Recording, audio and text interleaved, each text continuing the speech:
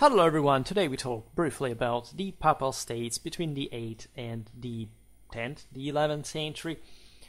It's somehow strange how on Schwerpunkt, albeit dedicating of course a wide amount of content to Christian history, we haven't talked about the history of the Papal States per se. There's a Papal history, as you know, on the channel, so it's not that is missing.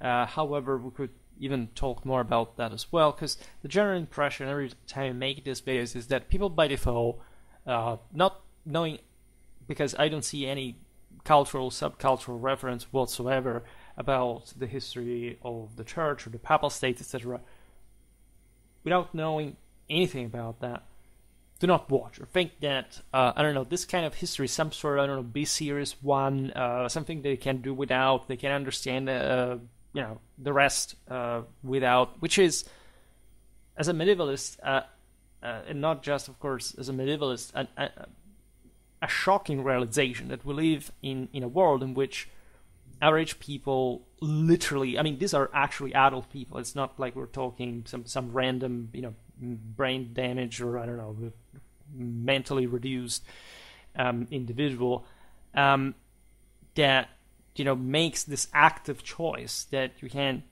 beautifully highlight through, if it wasn't actually a terrifying thing, through the same YouTube analytics, that actually believe that they can understand not just medieval history, but history in general without the history of the papacy or the Papal States. And generally speaking, in fact, especially for this millennium, anything that is else, right, that is connected, in fact, entirely with this.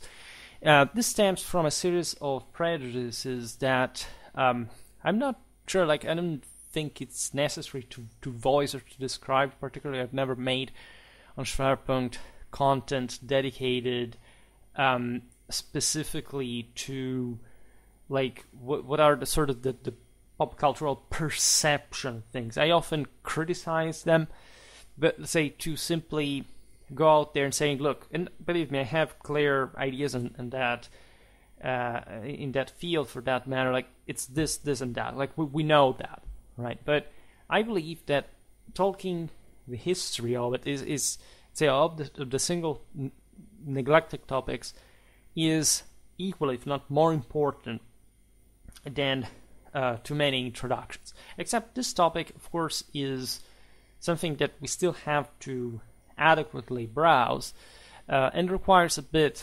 of abstraction capacity from the mere times and places, but also a good knowledge of the same at the same time once you have clear ideas about the general context, right?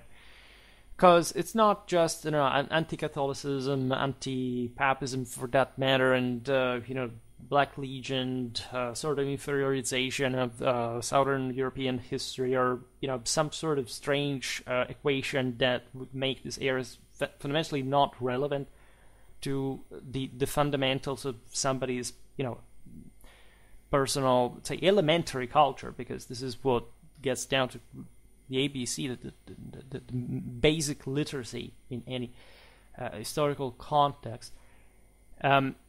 The point being, roughly, in my opinion, the fact that nobody has properly been told what kind of influence these powers own and why that occurred, which is, of course, something that brings us towards theological or even metaphysical aspects that I promised to cover in connection with this, talking about actually pre-Christian history of Rome, that in fact most people do not fundamentally understand being all one with the Catholic succession. Essentially, the main mindset today is I label, it's also a very Anglo-American thing, I label myself on the basis of some fixed definition. Everybody's apparently as hysterically obsessed about this, categorizing yourself or anybody else on this basis, and essentially believing that, first of all, you do not have a special place in the universe, that your life is actually meaningless outside of these empty boxes, and that there is no actual merit in the transformation of the system, historically wise. So, banally speaking, if you say, I don't know, I'm a neo-pagan, well, usually people who say this are very often, that I've personally known, 95% of the cases, people who were raised by bad Christian parents. They were not bad because they were Christian, as these people try to create like a sort of pseudo justification for, but because they sucked as parents. And so, of course, their children suck to invent even something like neo-paganism, that if what they think pagans actually would have known, they would have even been called like this, and not because of what the Christians would later say about that kind of paganism, but because of what paganism actually was in the Catholic tradition before Christianity, that, again, also widely, to a greater extent, 95%, as I found out through this channel, the population does not even know what it actually means, and literally says, oh my god, I've never heard of this. Well, were there Catholics before Christians? How is it possible? So I'm not even going to repeat myself on this, because at this point, for all the videos that I uploaded on the topic, I think that there is some neurocognitive deficit that I'm not going to fix, in people's brains. And essentially, any kind of other meaning, any kind of other label is, okay, I'm this, but this is valid for politics, very often intertwined with religion, with race, or whatever. And the entire point is, the most disturbing of it all is, like, I am this, so I actually believe that this kind of label always existed. This is the most, by the way, anti-traditional and definitely modernistic and secularistic mentality that immediately reveals all the absolute moral and scientific shortcomings of this position. That is to say, I actually believe, say, if I'm a neo-pagan, that what I believe in is roughly, if not equatable, but fundamentally radicable into what I believe, so my projection of what I think that people believed at the time, that I want to identify myself with. I mean, there is no history in between. There is no realization of how and why humanity changed in between. There is some sort of, in fact, fourth estate or superstitious mental derangement for which you actually believe in the 21st century to have the mental capacity to identify with a person that even lived, I don't know, it would be the same, not 2000, 1000, but even 100 years ago. And this is the single most disturbing element of it all. By the way, with these labels being exchangeable like simple, I don't know, Pokemon cards, I always detested Pokemon for that reason. That's why, in fact, equating it to them, just I couldn't find any better, term in English to make a comparison, a contemporary, let's say, comparison. Why do I say this? Because I learned on Schwerpunkt, and admittedly, I also learned through Schwerpunkt myself, because this is definitely something that family, school, university, church also does not teach you. That, of course, there's been an intrinsically metaphysical degeneration of the capacity to understand what the past is. That is not to say you being ignorant at history, as we conventionally understand this today, as a set of notions mechanically referenced on the basis of something that you don't even know because you're just habituated to do that on the surface, not even studying history as a whole. Like people who ask me, for sources of citations, thinking that the matter can be settled like that. And that's what I always counter on purpose to show how futile any kind of reasoning of this kind really is. And that fundamentally derives from this presumption of simply looking at the past and saying, well, I know better, right? I'm superior to this. I'm more intelligent than a person lived in the past. I actually know that. That is essentially just a crybaby shout of saying, I do not know absolutely anything about that, and I know it, but I must fake it till I convince other lesser people to believe that it's actually the case, so that I can acquire points, even though I'm just a disgusting mortal human, or basically subhuman individual. And this aspect is incredibly dear to me for a number of reasons.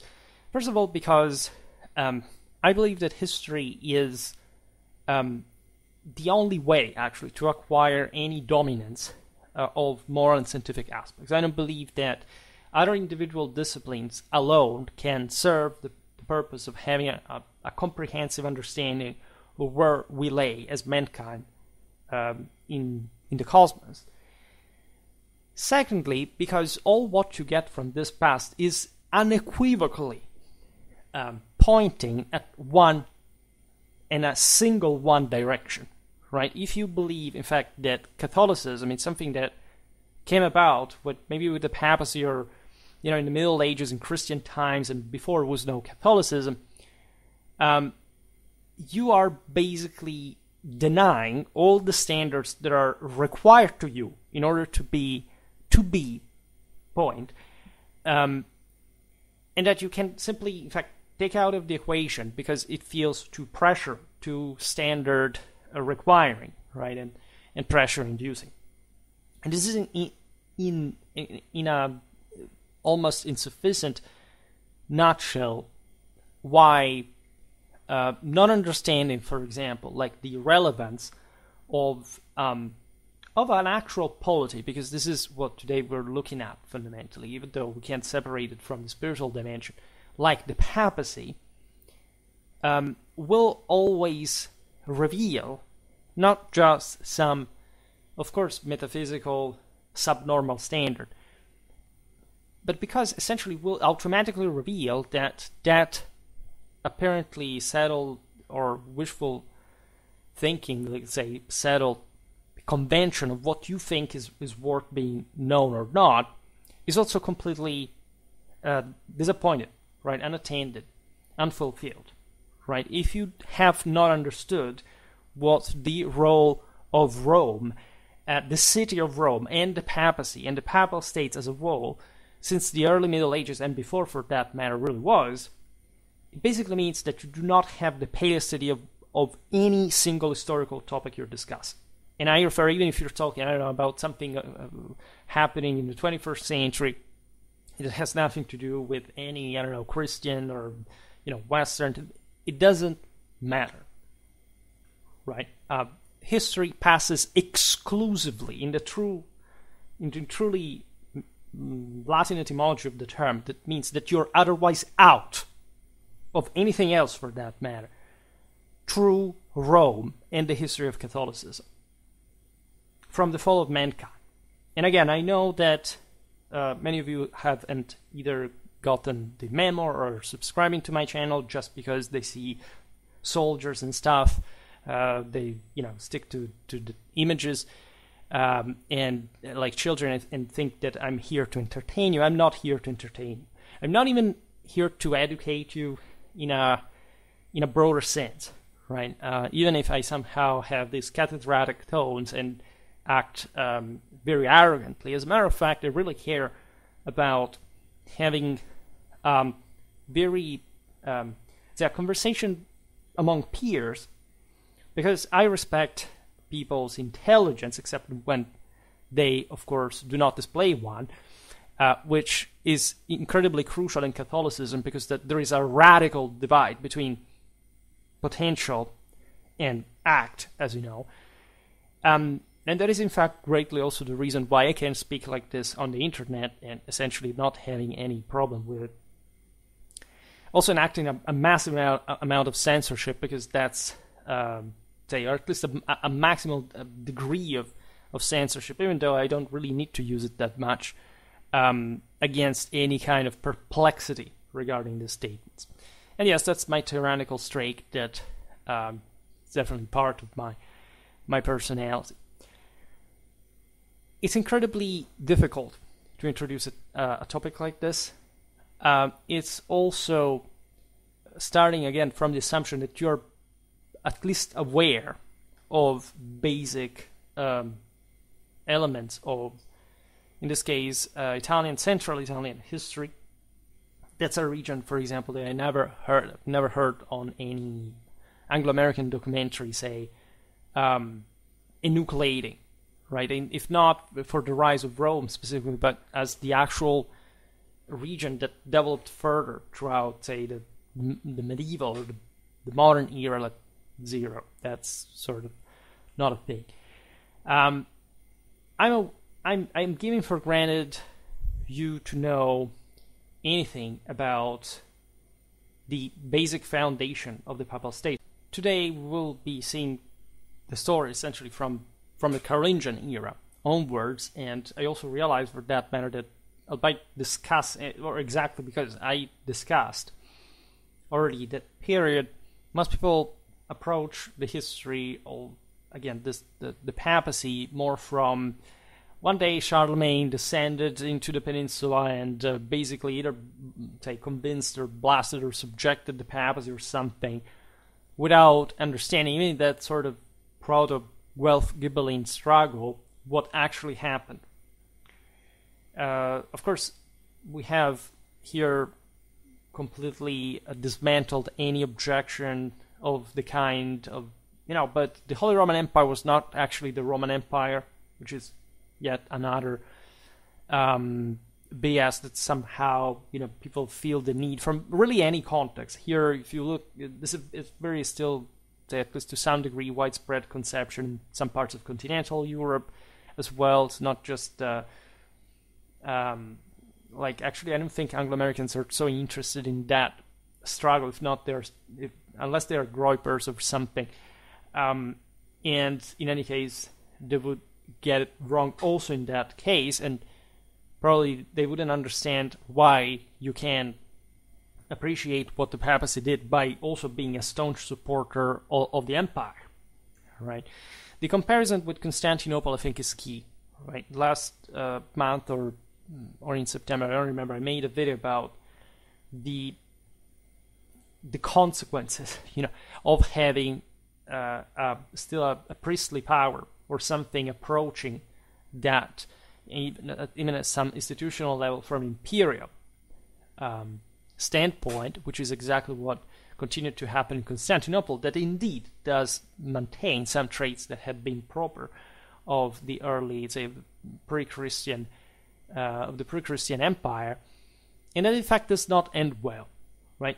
The differential I was talking about before is this double-threaded issue that is also in great part the causes of the explosively powerful boom, in fact, of Western civilization in the High Middle Ages, and that is to say that humanity had settled to a degree by which no power was able to maintain, say, spiritual and temporal standards in one, right? They would always overlap. This is the case of the Papal States, otherwise we wouldn't even be talking about that. But it is incredibly significant for Constantinople. That was overwhelmed sort of by having sclerotized as a system that cannot be compared for effervescence and vibrancy to one of the Latin German and the Franco-Roman West, let's say. This is the same for Islam. It does not actually have a priesthood, and that, in fact, is engulfed in massive disturbances, turbulences that fragment whatever they thought they had as an empire. In fact, was never recognized. That were different caliphates, and things were ever even more messed up. I realized that, unfortunately, among lesser people, there is this sense of that the West somehow did something wrong, which is actually, even in the most sort of, that I'm beyond, ultra right wing. That's my definition. But people who often fit in that sort of utmost, like we are the actual traditionalists or defenders of, in fact, is in itself yet the other guilt trip of self-hatred, not because you're a Westerner or because you were raised in a Christian world, but because essentially you're a lesser human being in an incredibly successful system, and therefore, as always lesser human beings do, they have to, unload their the burden of their fault on other people to feel better about themselves, except everybody sees who these people are except themselves, and that's why they are at the bottom of society, where fortunately they're going to stay unless they actually become dignified human beings. what the Latin Germanic West did through the papacy in the empire is something that, at least in the medieval millennium, does not find any comparison. This is actually a relentless continuity in Western civilization. I mean, in antiquity we had Alexander. In Rome, do I need to say else?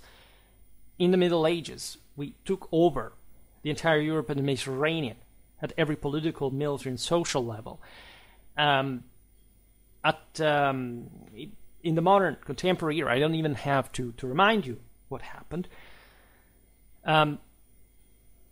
I made enough Renovatio Imperii and Investiture Controversy videos to explain why that sort of factionalism, I'm pro-papacy or I'm pro-empire, excluding one another, I mean the opposite, depending on who you're signing for, is in fact something that never existed historically, like as an attitude, unless people began properly to fall out of tradition. So not bailing out just of the concept of the papacy, but of the empire itself that Catholicism contains by definition since the dawn of mankind. And that everybody at the time knew. Like if you had asked like a person in the 13th century, like even when they were fighting against one another for the papacy, for the empire, how the world should have been, none of them, not even one of them, would have told you that there should have not been a papacy or there should have not been an empire. Each one with their own prerogatives in an harmonious balance. And today, it's painful enough to see people instead following this psychosis, not just because they haven't opened an actual medieval history book in their entire life, and they perfectly know that that is the case, but because in fact they cannot accept, they cannot afford as individuals to accept that whatever they do in the current state, in their current condition, unless they actually transfigure divinely,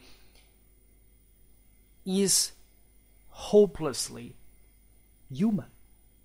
And whatever they think they're doing without succeeding highlights the fact of the same reason why there was a papacy that was telling to an emperor, look, we are checking you, we are testing you, because if you're truly the one, right, you will take over the world. If you don't, just by the fact that, not that we are opposing you, because again, these institutions always recognize one another, even when we're at war with each other, and not in passive-aggressive terms regarding to the office, but if anything, towards the people who own that,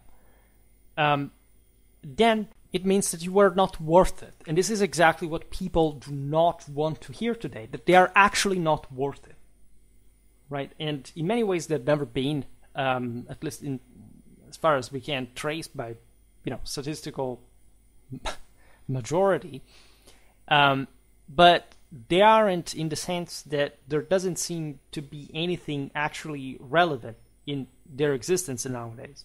Like they're not even trying to fight for what was thought at the time, at least still, to be the actual deal of it all. And they're just, again, labeling themselves and cosplaying with customs that they do not even know what they mean anymore.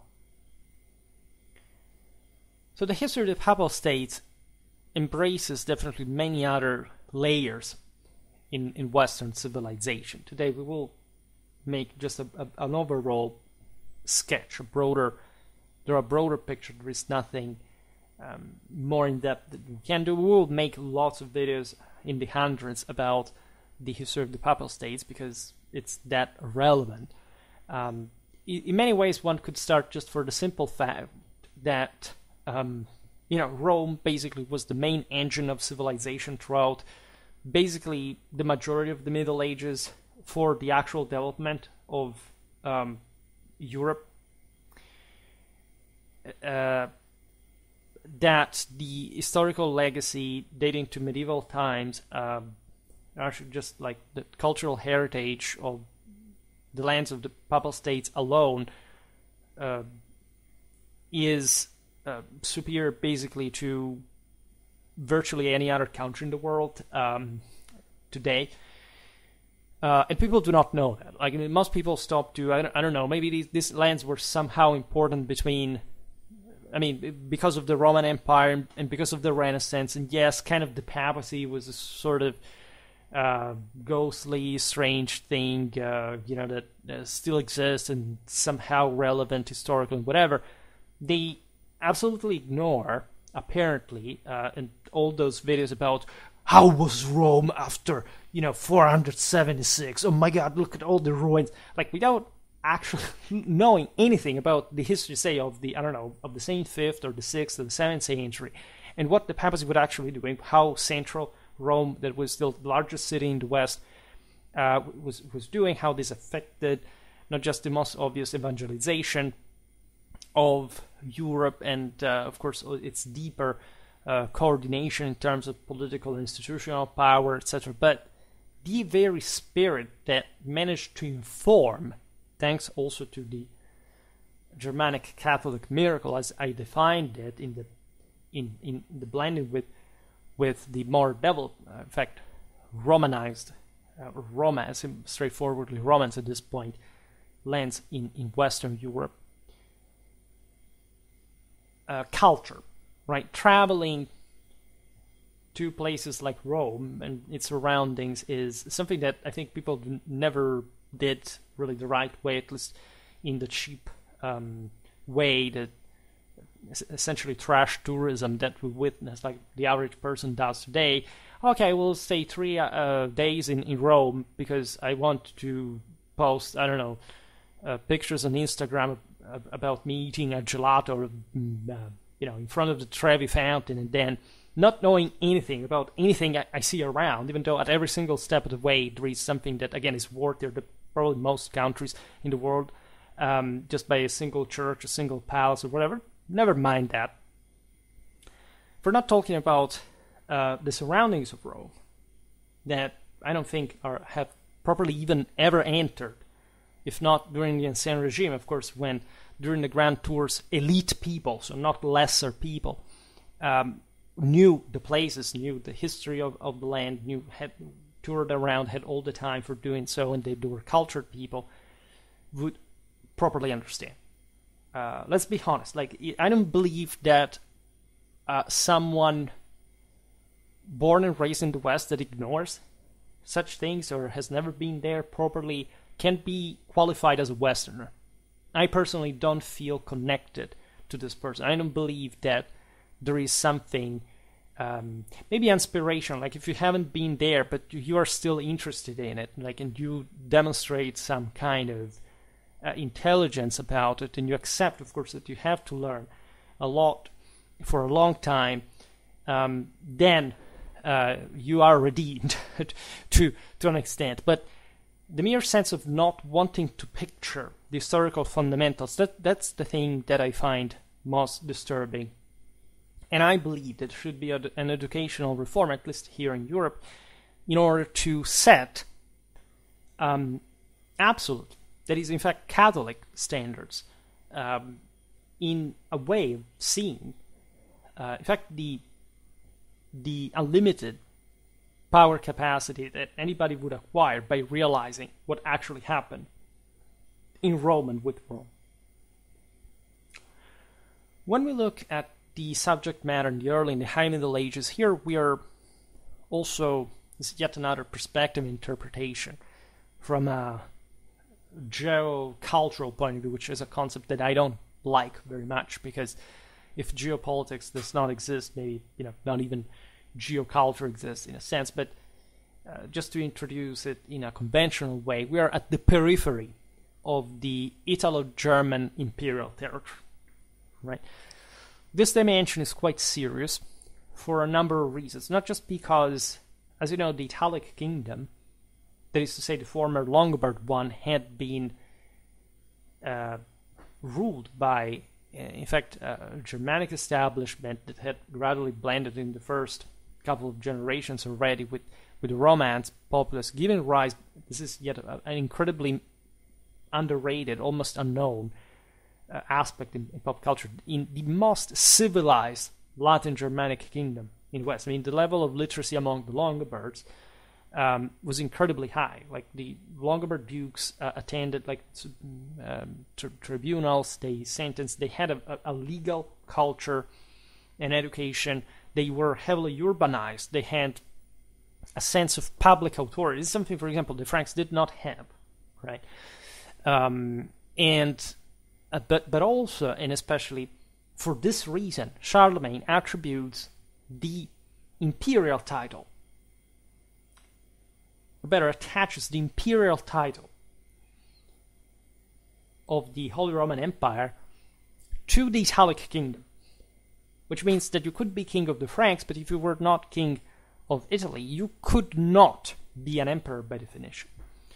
There's a most obvious reason for this, that is not much the fact that Rome is contained within this kingdom, because it wasn't. Right? The Papal States did not belong to any earthly domination.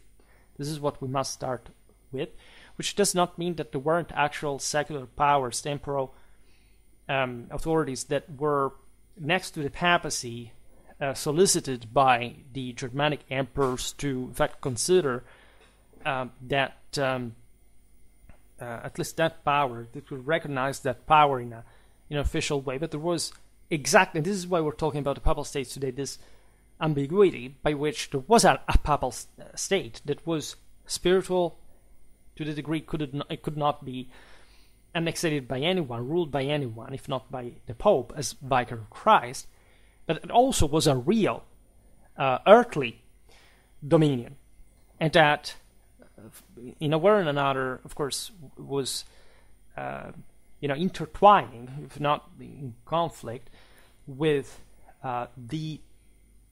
the temporal order of the Holy Roman Empire. And the reason is exactly what we said before. If we can have power, and you cannot, and we can resist you, and in other words, if you do not demonstrate to be the power of God yourself, you're not essentially who you should be as an emperor, because the only point of being an emperor is to dominate the entire world as God, reuniting the entire universe into divine perfection. So people who complain about the Welsh vote against the Ghibellines, damn them, the Holy Roman Empire, at least as a broader earthly dominion, failed to reunite everything because these people were in between. And who were these people?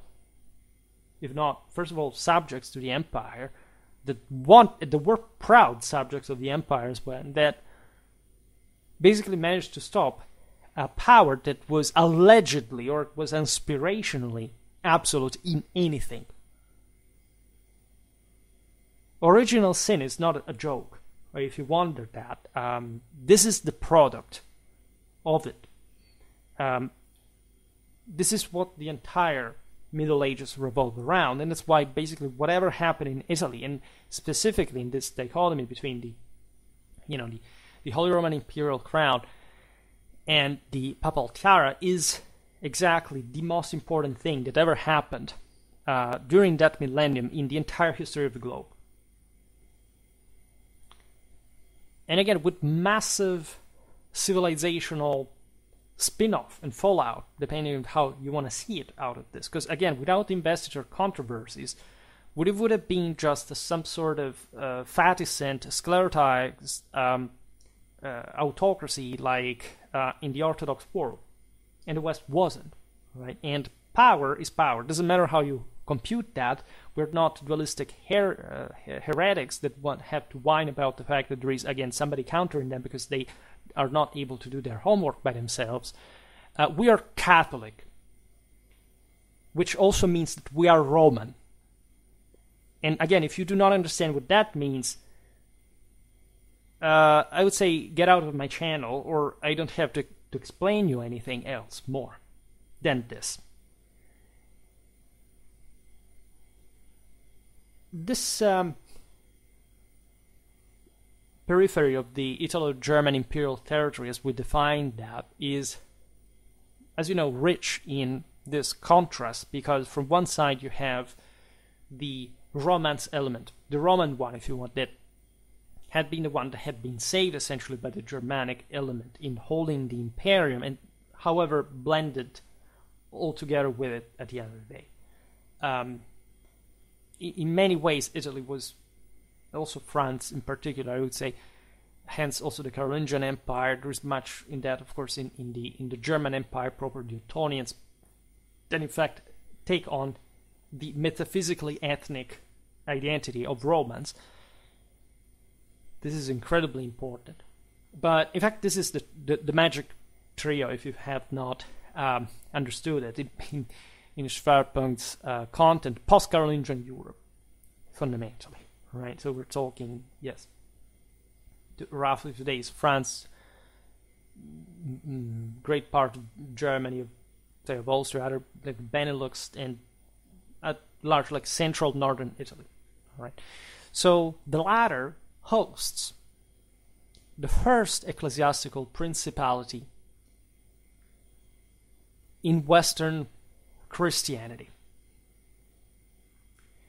This is yet another incredibly important aspect of it all, because the papal dominion is not a dominion like others.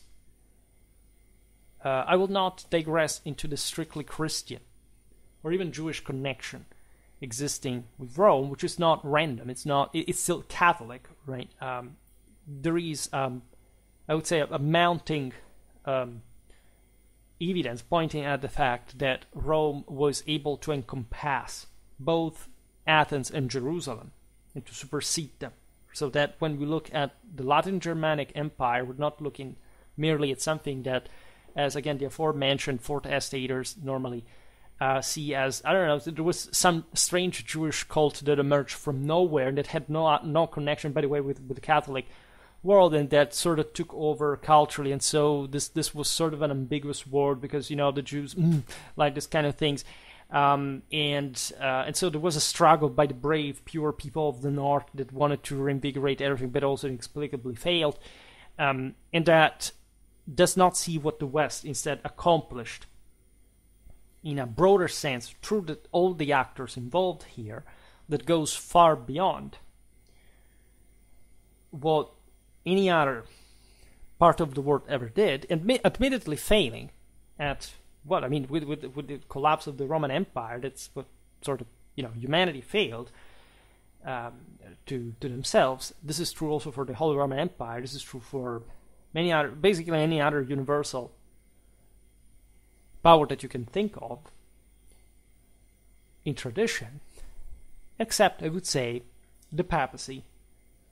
The Papal States even still exist, right? So aside from primacies in terms of which was the first ecclesiastical principality, there is no doubt, because this was recognized by the same Christian world by means of ecumenic councils, Rome had the primacy of honor and charity, and fundamentally, even before, of course, the Gregorian reforms, the Roman episcopal judgment was understood as basically inherently superior to any other single voice per se. There was a general sense that, well, a bit like the emperor here with this other subject we said before, like the will of Rome could have never, had it been completely fallacious, would have made the entire Christian system collapse,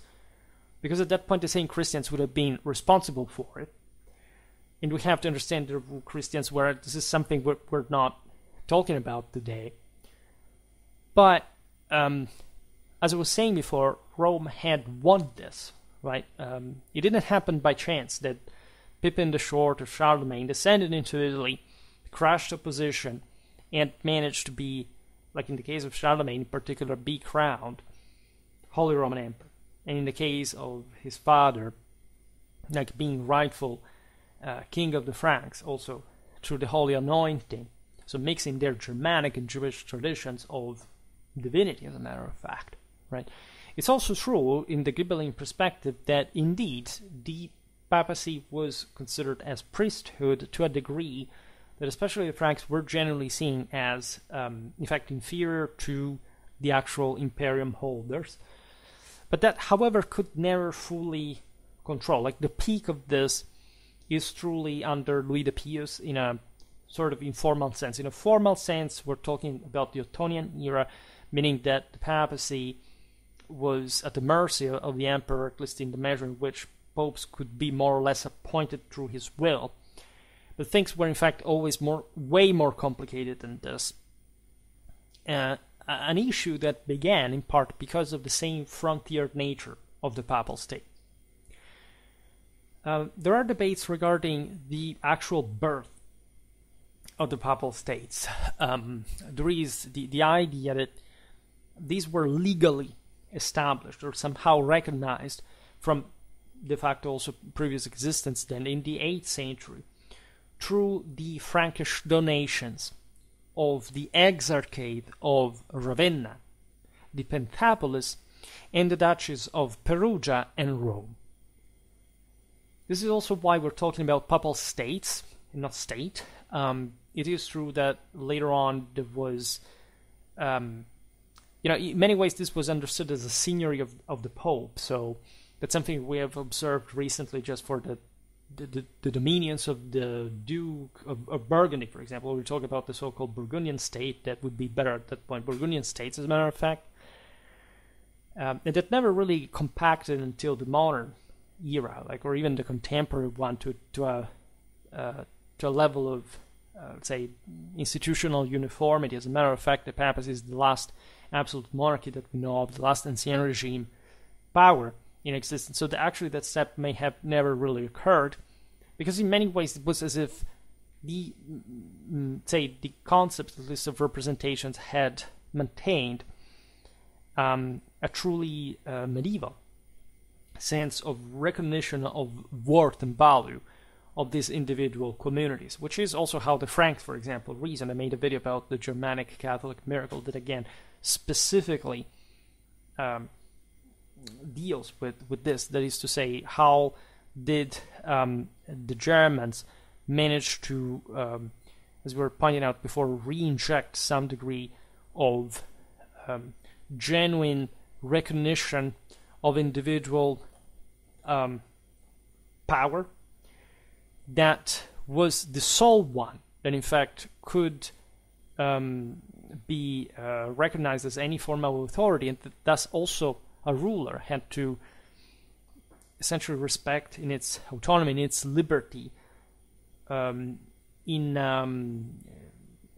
when commanding, but being a primus inter pares of essentially freemen, so noblemen in arms. This is an aspect which we have actually covered just yesterday and in many other videos, explaining what it really meant to be, for example, a citizen or a freeman during, which is not necessarily always the same thing. Actually, more often than not, it's not the case. But let's say that in the Middle Ages, whereby the actual freemen lost great part of their liberty, whereas parts, like also the ones we're looking at here in Central and Northern Italy, maintained that civic liberty as a sort of Romano-Germanic legacy, right? An evolution from, say, a Lombard state into also communal ones that, in fact, had quite clear in mind, since also late antiquity, what were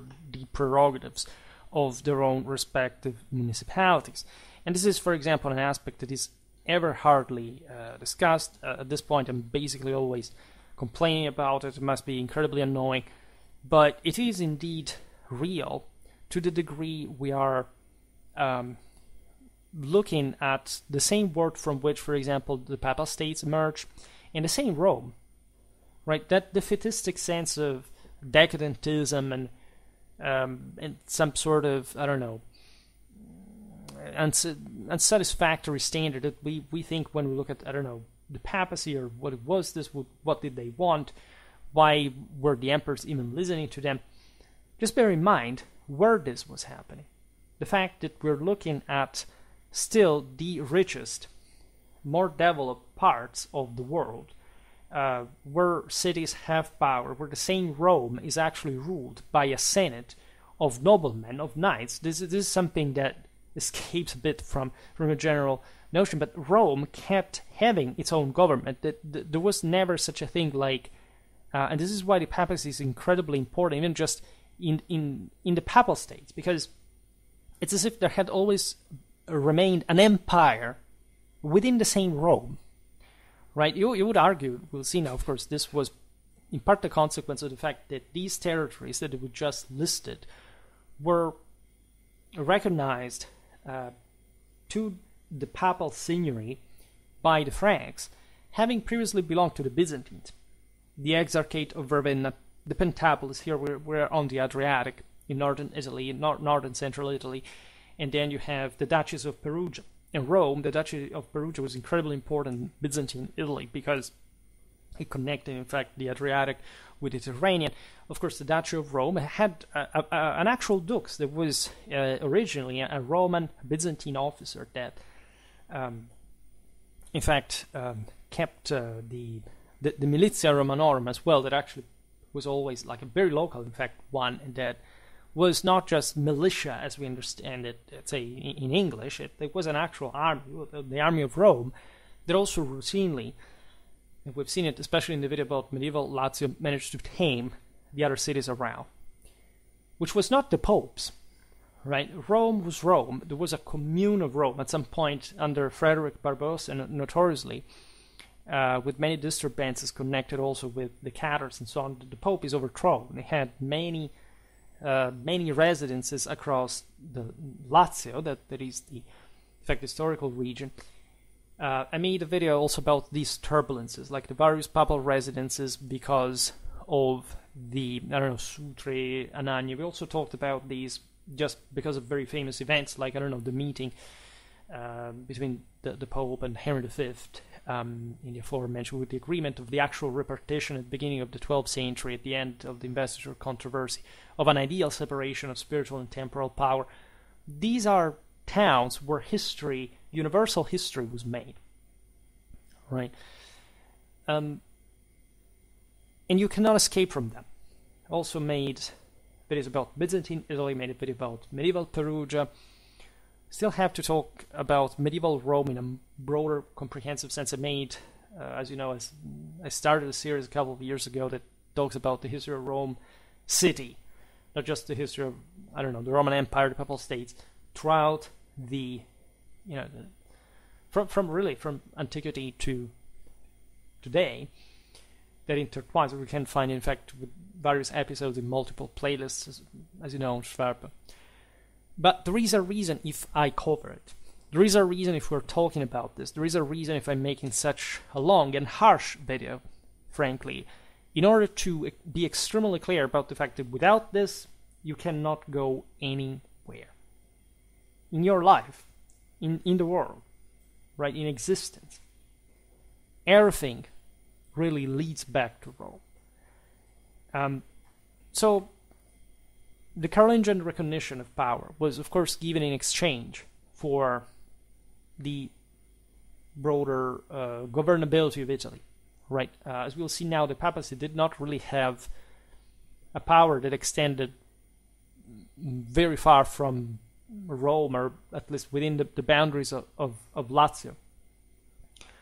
Nevertheless, its power was connected, first of all, to a metropolitic dimension that, as you know, is part of the ecclesiastical administrative districtuation, whereby, for example, Ravenna and Milan were separated from the metropolitic province of Rome, but the latter began to expand, in fact, over the same Ravenna here, that also sort of fought back for a long time in order to see itself recognized as sort of an important archbishopric that could compete even with Rome, not in that, of course, cosmic central role, but still as an independent principality. Because of principalities we're talking, right? I discussed this in the videos about Asti and Aquileia, that especially in Ottonian times, but also since Carolingian era, in fact, itself became endowed with an incredible amount of wealth.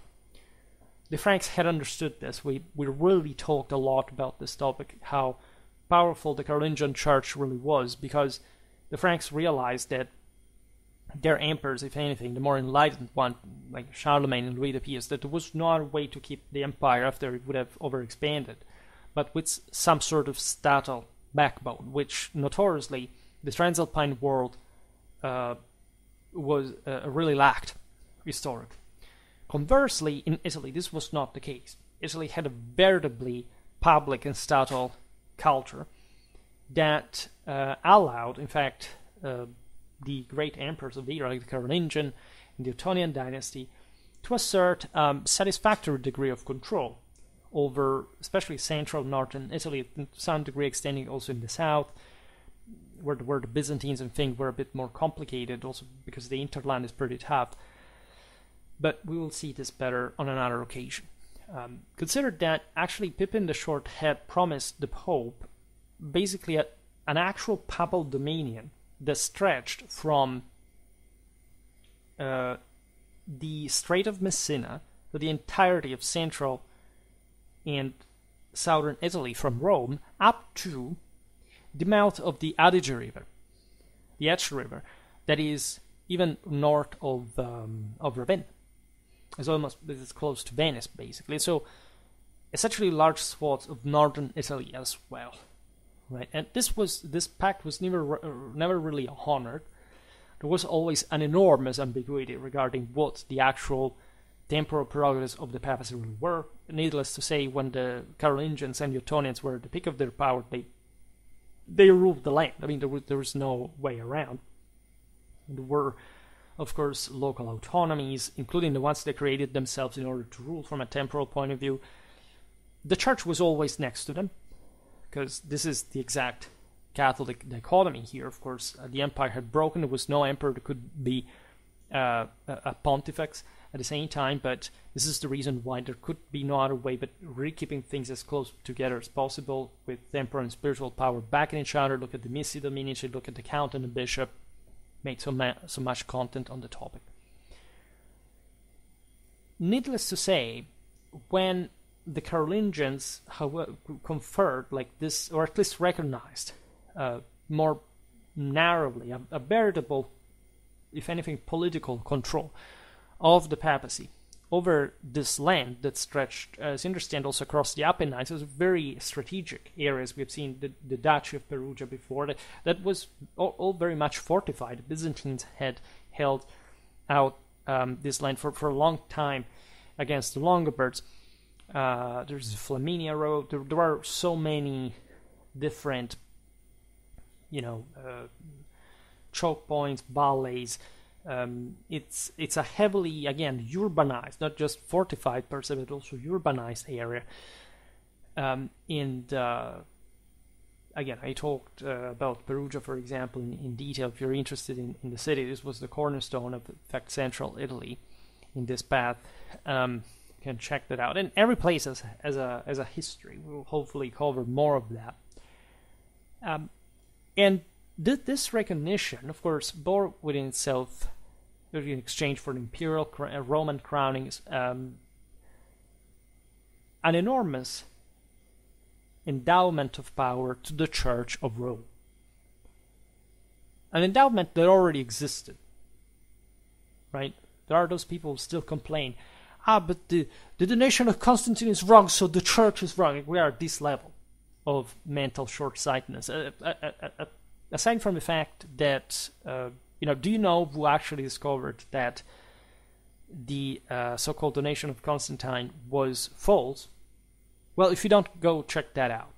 I don't need to add else, just to respond to this nonsensical notion. Also because the donation of Constantine was something created somewhere else. It was in part connected with the papacy, but not really. It was really used as a proof later on in ways that eluded from the ways, in fact, the Papal States was legally founded, both from a temporal and, say, spiritual way, like a sort of civil and canonic law.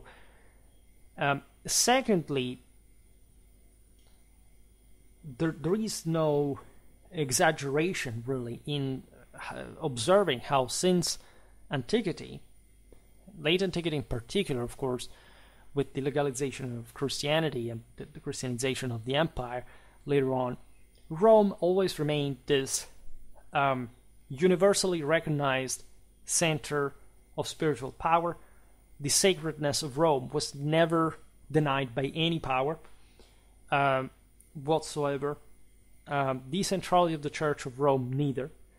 the organization of the conduction properly of the evangelization of Europe all passed through Rome, that literally received letters about every single issue by the missionaries in some places, I don't know, this lost in German forest, but they had to write back to Rome to ask the papacy what to do with this or that tribe.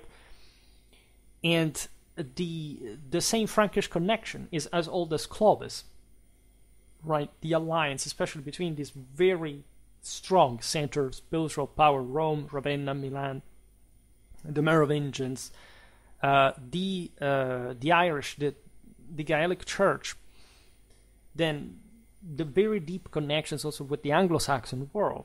Rome, as you know, had the various schola, was populated by Franks, by Longobards, by Saxons.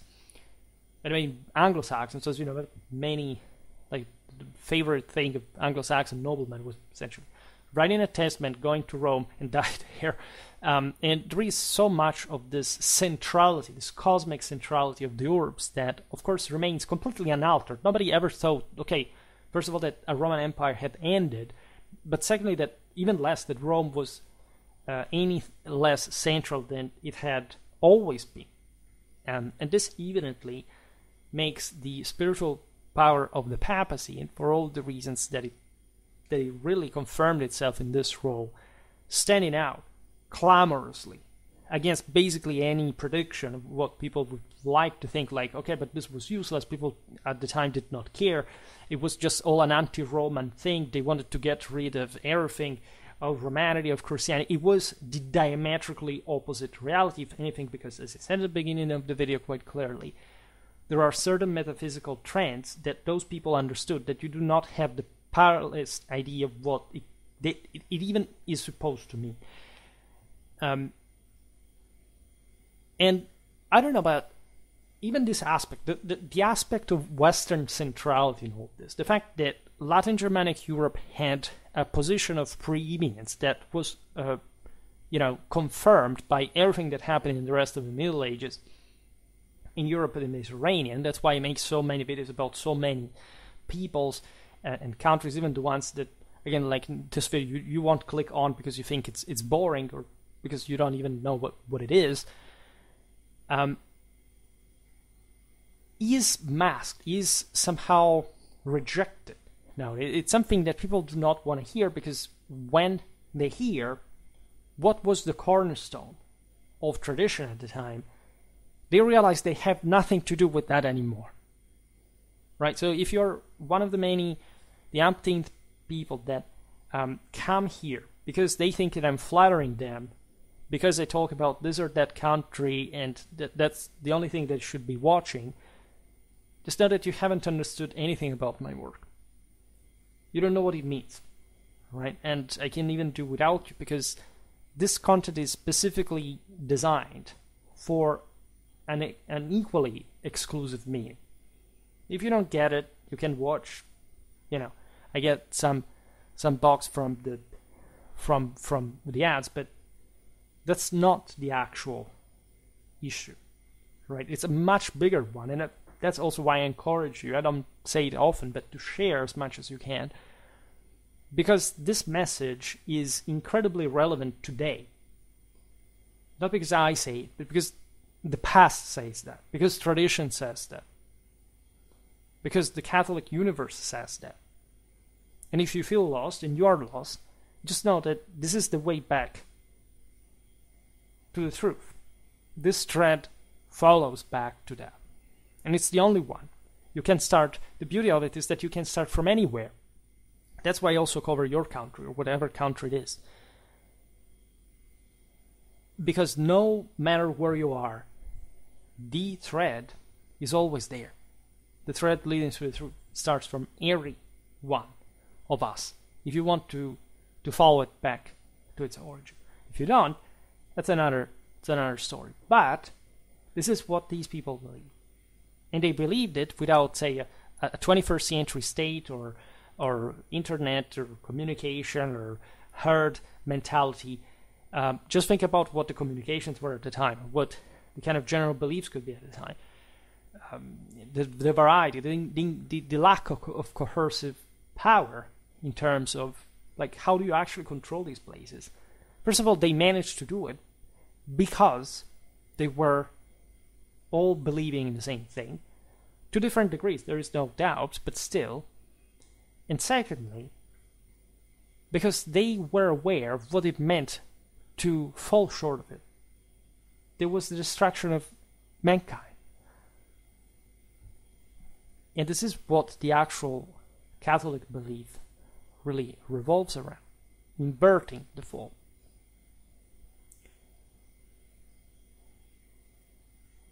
There is, of course, another layer, which is the power of the Church of Rome from a strictly territorial point of view, which is more complicated because the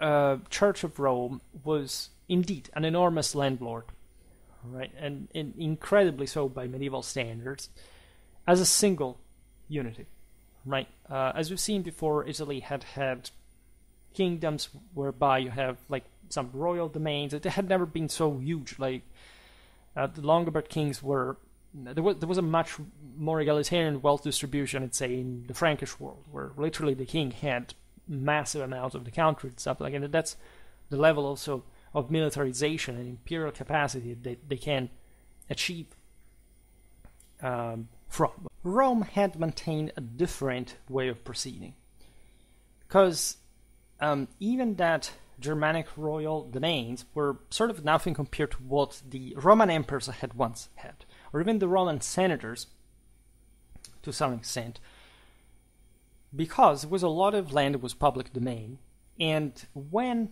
the Byzantine presence in the Duchy of Rome dried up, which occurred like very short time, like a couple of generations, right? It was a very decentralized areas. You know, the Longobards had arrived, the Byzantines had to cope with the Muslims, half of the empire was lost, right? So they had better things to think about than Rome. It was a moment of major withdrawal, major shrinking of power, and in fact, re-regionalization.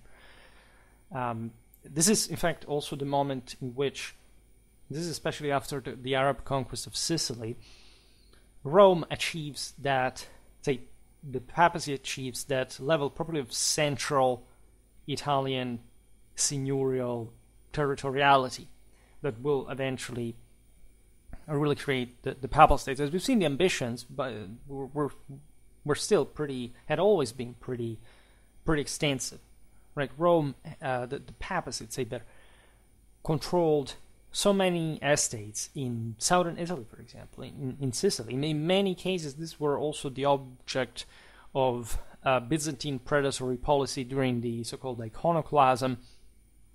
Lots of monasteries were sacked. Because these were overwhelmingly rich places. They had been a bit disorderly from quite a while. Central northern Italy, especially under the Longobards, was especially becoming a bit more compact. The Byzantine areas had sort of intermittent order in many ways. Then, say, especially Byzantine Italy was increasingly similar to the Longobard areas. It was basically same country, same people, right? But especially in Rome, and this was true in part also for these other Ravenna and other places. I made a video about those, the Militia Romanorum, the militarization also of the Italic establishment, the landowners like under the Byzantines. So there's a lot of very interesting social issues there. We talked a lot about the Longobards, but the Byzantine part of Italy is also very fascinating. To make the long story short, all that had been public domain in Rome basically fell under papal jurisdiction. This was, believe me, it's still very much researched. Like, scholars haven't fully understood yet again how things really worked. Like, for example, how even the Roman army still worked at this point with the papacy. It was a sort of connubium, very much like we see with the emperor and the pope later on.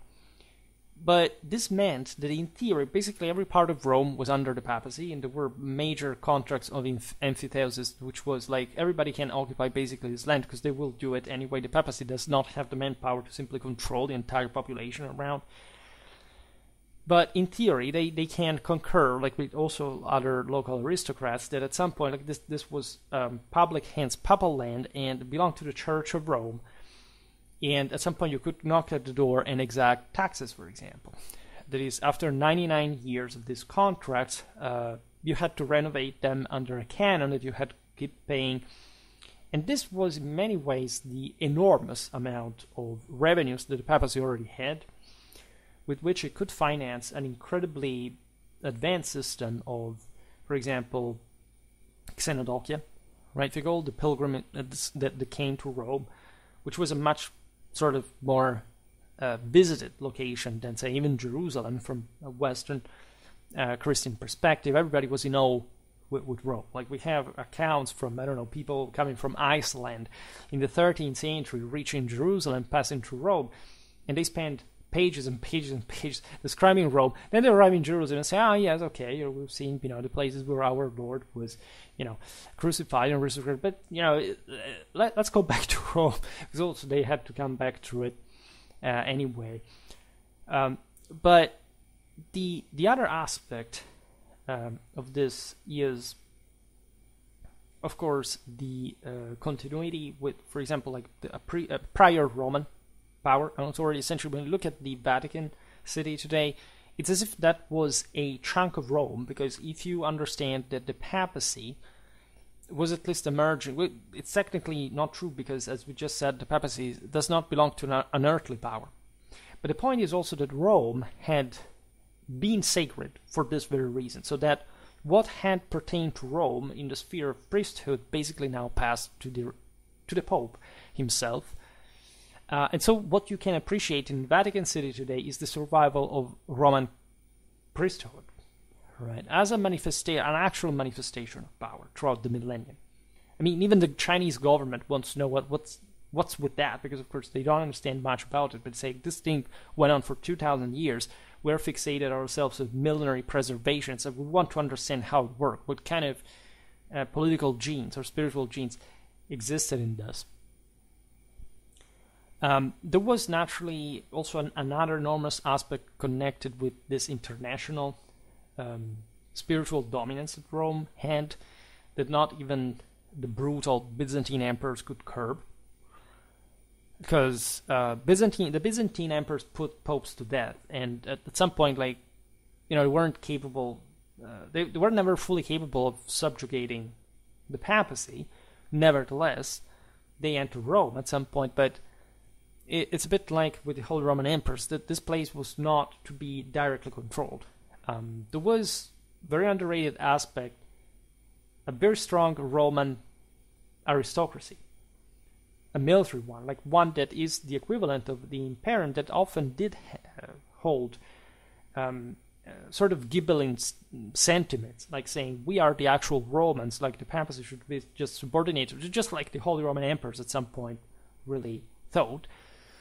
Except, of course, these Roman families were in some cases extremely ancient and literally descending from the senatorial ones. This is true also for many popes, in fact.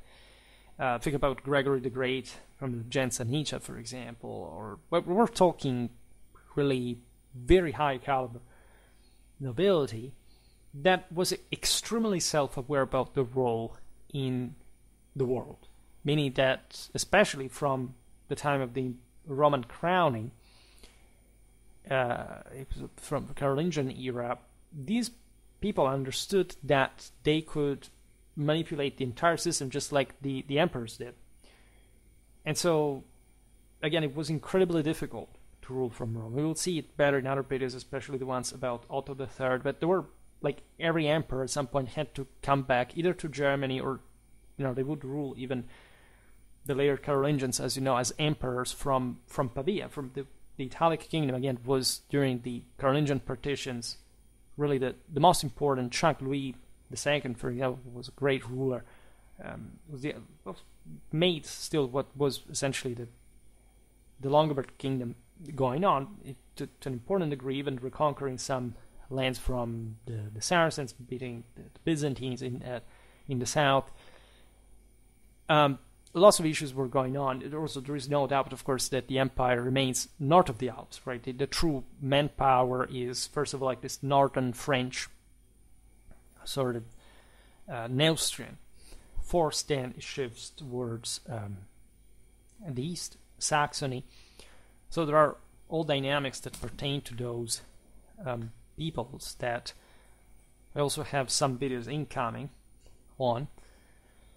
But the prestige that Rome had at an ecclesiastical level, a spiritual one, was all one with the level of culture and erudition and actual also material advancement and more.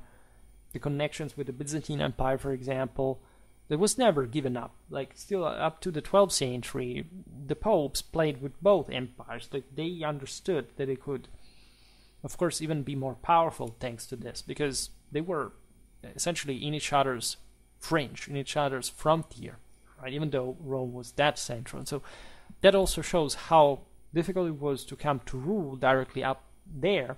And obviously because there were communities in the same Italy that prevented such overall conquest to simply happen. And that's why the Papal States basically remains independent until there are some Saxe conquests, there are, there's Napoleon, all this stuff, but fundamentally until the Italian unification, it remains the actual regional state, and it still exists today in a different fashion. So it's incredible, but it's the same one, same continuity. So we're reflecting this because it's not simply a random occurrence. Like the fact that it still exists today, for example, you would give it as you're habituated, you're raised in this world. Unfortunately, newer generations do not even care. Like they say to papas, what's that? Probably, right? But if you are conventionally raised, you're, even in good faith, even maybe as a Catholic, you're habituated to say, oh, well, this thing exists, but please stop reflecting on what this actually means in historical perspective, not just through, Catholicism declined, but just reflect on why the Vatican City does exist, how it can, right? So there is a great deal of continuity, of course, with sort of the Roman institutions, Byzantine ones, if you prefer. This papal dominance, as it had basically filled the vacuum left by the Byzantines, with an actual, again, Roman military and a capacity also to fence off different attacks from the same exarchate of Ravenna, for example. At some point, even the Longobards allied themselves with Rome. They fought, there was the Battle of the Salarian Bridge, among the others, not just Longobards attacks. The Longobards were enemies with the Duchy, let's say with the broader Byzantine part of Italy at the beginning, and so at this point, like the Byzantines also evaporate from, especially the Roman side was also the more distant from, the least easily accessible, so from Constantinople, and then there are issues at the end of the kingdom, but otherwise we're actually friends with the Pope. There is also this autonomous interaction, for example, between the Longobard part of southern Tuscany, and in theory also was already claimed by the popes as actual part, in fact, of the Roman metropolitic see that had been invaded by the Longobards back in the day. That would be an issue. We will talk about it in the video about medieval Siena, the first one about the early Middle Ages, because like these things, you see, stratified themselves. It wasn't like a full stance, like at some point which only one factor dictated policy. Like this overlapped and created some incredibly layered and complex relations between these systems. In fact, the reason why the papacy was so powerful already in the early Middle Ages is that it cultivated relations with the region's aristocracy surrounding the ones surrounding Rome, right? Not just internationally, but at a local level for direct territorial control, temporal rule, like that allowed for the management of the Church of Rome's land holdings that again were massive. And in this sense, recognized to the same Rome by this aristocracy that in part helped controlling it. And this strictly early medieval phase is also a bit obscure because, just to say how certain dynamics ruin also the way we make history. If an archaeologist receives some money by anyone to dig something in, say, central Italy, what do they dig? Mostly for Roman stuff. I mean, ancient Roman stuff. There is a disproportionately less amount of... because internationally as well, this is more punching, right? For people's lack of awareness about what medieval Rome actually was, we're happy, of course, if more ancient Roman stuff is dug out. In fact, there is probably much more than can be ever dug, considering the actual amount of wealth. I don't think that, not even, I don't know, the Italian state does not have the financial means. It would be astronomical, stratospheric to dig everything that they actually have in their earth, because it's utterly insane. And this is what we're finding out gradually, that there is so much more than we actually thought there was, right? Even in terms of early medieval cities still surviving from antiquity in places as sort of civilly, known, like, in fact, the same central Italy that we have missed in the equation. And very often this brings to a complete... This has brought us to write a history that is not the actual history, all right?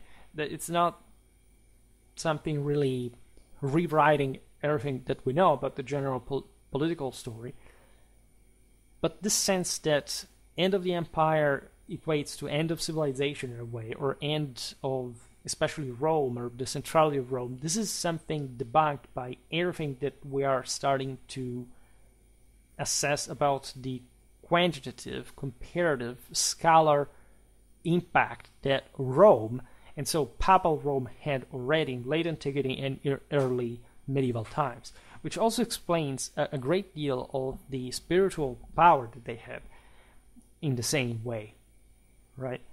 The sense of, of force emanating from this, the fact that this had been and still was the center of the empire, was the sacred city, the one to preserve, to hold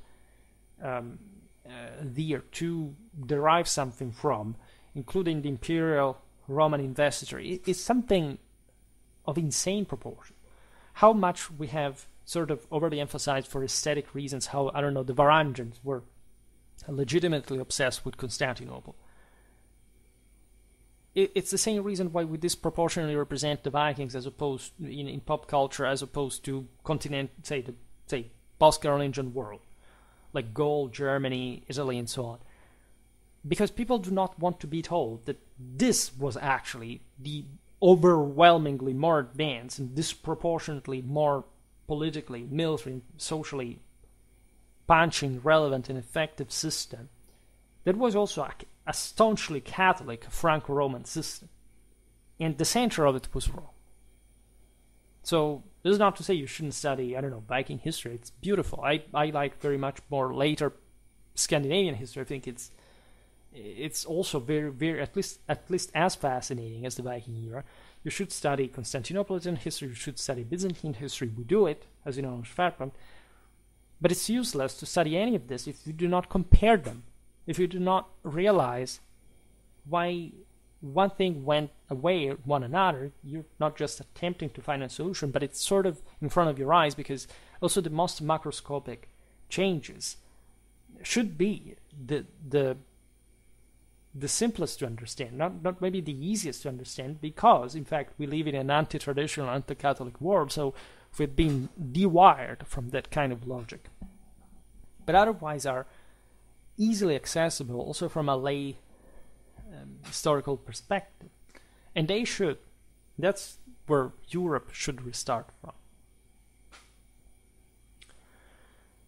When the Carolingians arrived, this papal dominance was safeguarded. When you look at the 8th, look at the 9th century, you see the Franks accepting that this seigneury existed, that there was a papal dominion, it was something pertaining to the pontifex that they could defend in the traditional sense of also administrating, like as, I defend you like a vassal to whom I have offered protection, but in function of something. Of course, with priesthood, something was slightly off because Rome did not invent to be a temporal power, or better, a earthly power endowed with temporal capacity only during the Gregorian reforms. It was incredibly clear already in Carolingian era that the papacy, throughout all these centuries, had matured an incredible identity and sense of themselves, right? The ecumenic situation was pretty messed up. Part of the broader reason why the Carolingians succeeded in doing what they did is that, of course, it was an Islamic empire from the other side. That's something we tend always to sort of not. Like there were more attritions, especially in Italy, of course, with the Byzantines. The Franks, however, fought in Spain against the Muslims, but also in Gaul, for that matter, as they had invaded it. This would be the case also for southern Italy. It was raided. The same Rome at some point was profaned. The basilicas of St. Peter's and Paul. So there's a lot behind it, but the sense is that Romanity is, as we were saying, something so beyond your aspirations as a human that you really have to prove to be God yourself to be able to handle. And that's why the imperial control would never be complete, would never be full, right? Simply because the empire was not truly, not just the ones that had, the one that had once existed, but of course also not the ultimate, absolute one, a greater one. This was not just a matter of international affairs. The Carolingians, in particular, had sort of many more things to deal with than just Italy, that actually they were obsessive about. I mean, they tried to control in every possible way because they knew how important it was and how many forces agitated within it.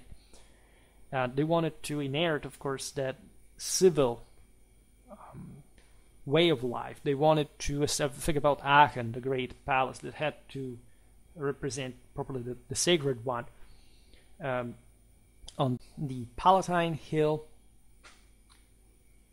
there was so much to learn, even just in a literary sense, in a bureaucratic fashion, from the way the same church had administrated its estates, that the Carolingians could import north of the Alps and say, okay, let's establish something so stable as what evidently Rome and the papacy seemed.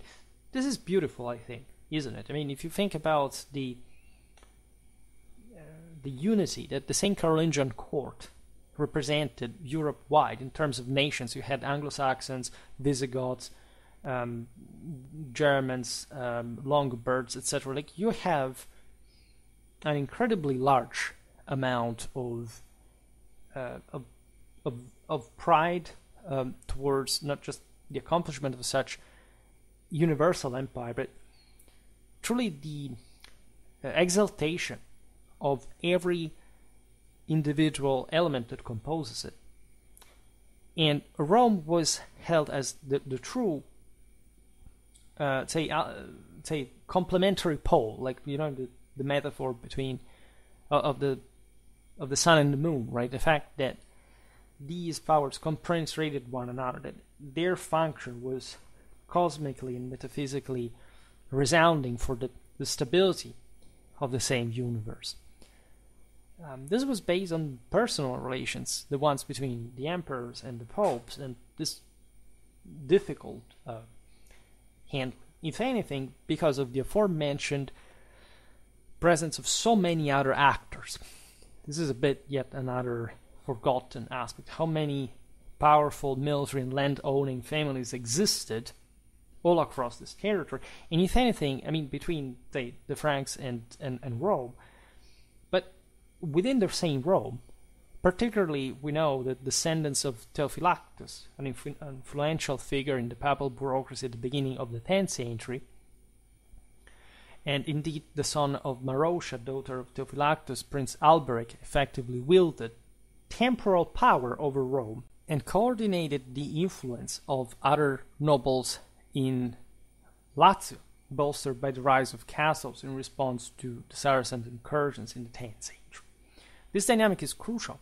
You have essentially some Roman papal bureaucracy, very much like the one that you see later during the investiture controversy springing out of cathedral chapters, also during the nascent communes to give rise to universities, and the recovery of Roman law, that is civil law, and in parallel with the theological, struggles and the military ones between the papacy and the emperor, the church developing canon law in parallel. There is an incredible level of output, civilizationally speaking, and you see this bureaucrats, these magistrates, these men of essentially the Papal State that were also laymen, right? So they bore arms. They were powerful people in Rome, beginning to exercise, just like the Carolingians or the Ottonians had done, an actual power over Rome,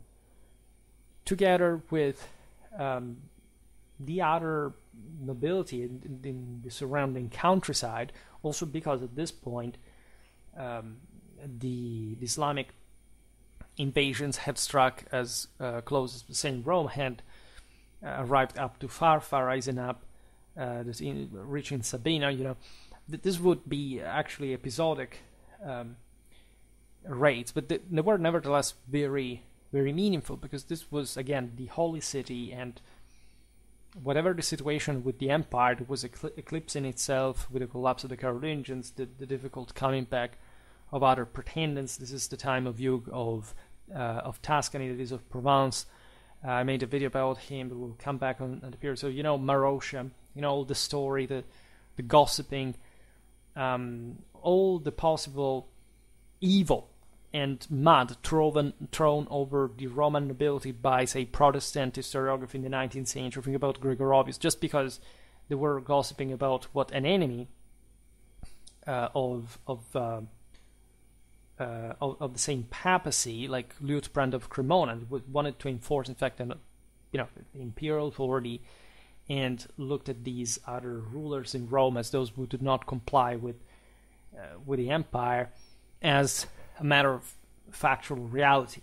The pornocracy, the fact that we're powerful women, because guess what? You know, just like there were queens and empresses out there, as also as regents, as influential characters. Of course, there were in Rome, because there was a powerful nobility, a powerful aristocracy, and everything was intertwined between the papacy and these men. And surely, there were aspects like, I don't know, popes having children at the time, but this was not even an issue, actually, and as it wouldn't remain even for many people in the north up to the Gregorian reforms.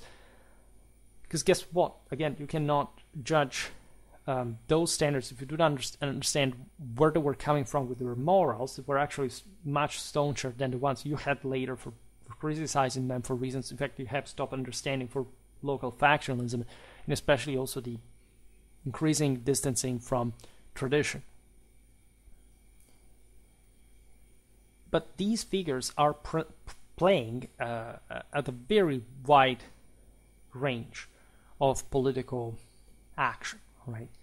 They are aware that there is, say, a pro-Western Frankish or a pro-Eastern Frankish party, and decide for this or the other.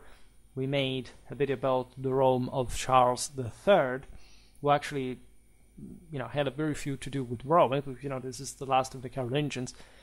But where you see these powerful figures in an active Rome that is very politically relevant, not just because of the papacy, but because of its aristocracy, and they are basically the same thing, at least aside from, of course, the internal divides, that are continuously, negotiating with this or that Frankish ruler north of the Alps for arranging the Italian expedition, the Roman crowning, and lots of other things that are affecting essentially the West much more than, I don't know, a bunch of raiders coming around and saying, oh, this is so terrible, let's basically make all 19th century Gothic obsession with it for, just inverting this in the 21st century, transforming, what they were thought by this hysterical vision as monstrous barbarians now into angelic heroes of some sort. While you actually have an entire history, a massive chapter of Western civilization completely removed from, again, pop engagement and interest and representation, because, never mind Rome, never mind, the post-Carolingian Europe, one of the single most seminal moments in the history of mankind. No, I will prefer to look at not even the Magyars or the Saracens. Let's just stick to the Vikings, because objectively, I say it myself, they're very cool, but still, how cool is this once you get into it? It's really difficult to tell. Naturally, consider that this is the moment of greater eclipse of the empire. This does not even last too long, as it seems. Like the generation of Henry the Fowler was born still in the late Carolingian era, so their children would be the one that would reactivate the same empire that had never really died, right? And in fact, the position of Rome brings the closer powers. We've seen it in the video, for example, about the Duchy of Spoleto, but there are the Marquises of Verona. There are other powers like the Marquises of Tuscany, of Ivrea, etc., that all compete for the Italic and the Roman crown. Remember that the Italic crown won in either Pavia or Milan was because that was the center power of the former Lombard kingdom. Now the Italic one after the Carolingians. To inspire, in fact, to the imperial crown at this essentially regional level within Italy, right? So that there are some of these guys becoming emperors, and they are computed as such. But of course, it's not like having an Otto the First that really takes over, at least ideally, the entire Germany, the entire Italy, controlling really just a few of the respective areas, but still floating as a great emperor over this vast dominion that was asking to be ruled in a traditional guise, and also, if anything, for reasons of order, of justice, of reorganization, resettlement, right? And all these aristocracies are part of it, because historically, the emperor was seen as the guy who had to appoint this establishment, this leadership. The papacy was to sort of back that, and at the same time sort of was also expected to back down in terms of temporal ambitions. To the emperor was seen instead as an all-commanding force. The problem is, we've seen it very times, you don't just have to curb the Church of Rome or Rome. You have basically any other count or bishop in the entire empire that has something to say, with, of course, who wants to rule or not, right? So during the aforementioned period of eclipse of imperial authority, the popes themselves were often chosen from the influential family of the Theophylacti. They were also very powerful. There are still some interesting friezes of the Roman Gentile palaces of the time. There are the Crescenzi houses, for example, close to the Forum Boarium area. There is as we were saying before, there is wealth. Consider, I don't remember what was the title that video made, I think last spring, about the, let's say, the development of Europe during these centuries and how encapsulation proceeded. Essentially, Italy and regions like Lazio, there are beautiful studies by Tobert on this, were the first ones to be encapsulated, right? Some others, like northeastern Germany, were encapsulated only in the 12th century. I mean, you're talking stone, palaces, castles, major fortifications. It's obvious that Rome, and Italy in general, with its massive urban legacy from Roman times, would enjoy a particular capacity, also thanks to the generally happy position in the center of Mediterranean, very fertile land, very well connected by sea to, and also to Central Europe, to all the various arteries, the Via Regia and so on. The interconnections with Germany in particular were very strong, in fact, after this period, because of the Ottonian Renovatio Imperii, right?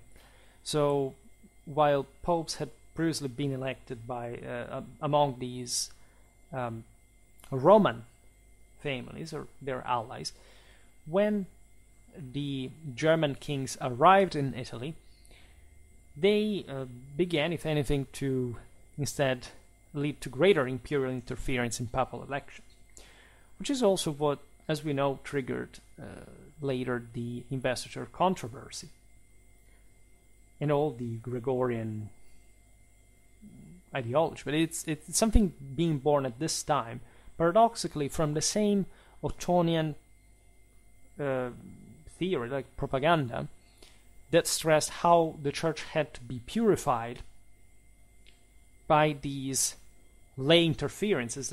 There's the ones of the Roman families that instead led to these higher, still lay interferences by the side of the emperors. And remember, of course, the emperors at that time were flirting with the idea of having that real divine capacity. Still, by the time of Frederick II, there is the Sol Invictus ideology in this man. And that's, without any doubt, how Ghibelline, the Ghibelline ideology was seen as all that the priesthood had no business in putting themselves at a parity, or even attempting at least to put themselves above imperial power. But it's mixed, right? It's not so clearly cut, especially in a century like the 10th century, where you have enormous interferences from all sides.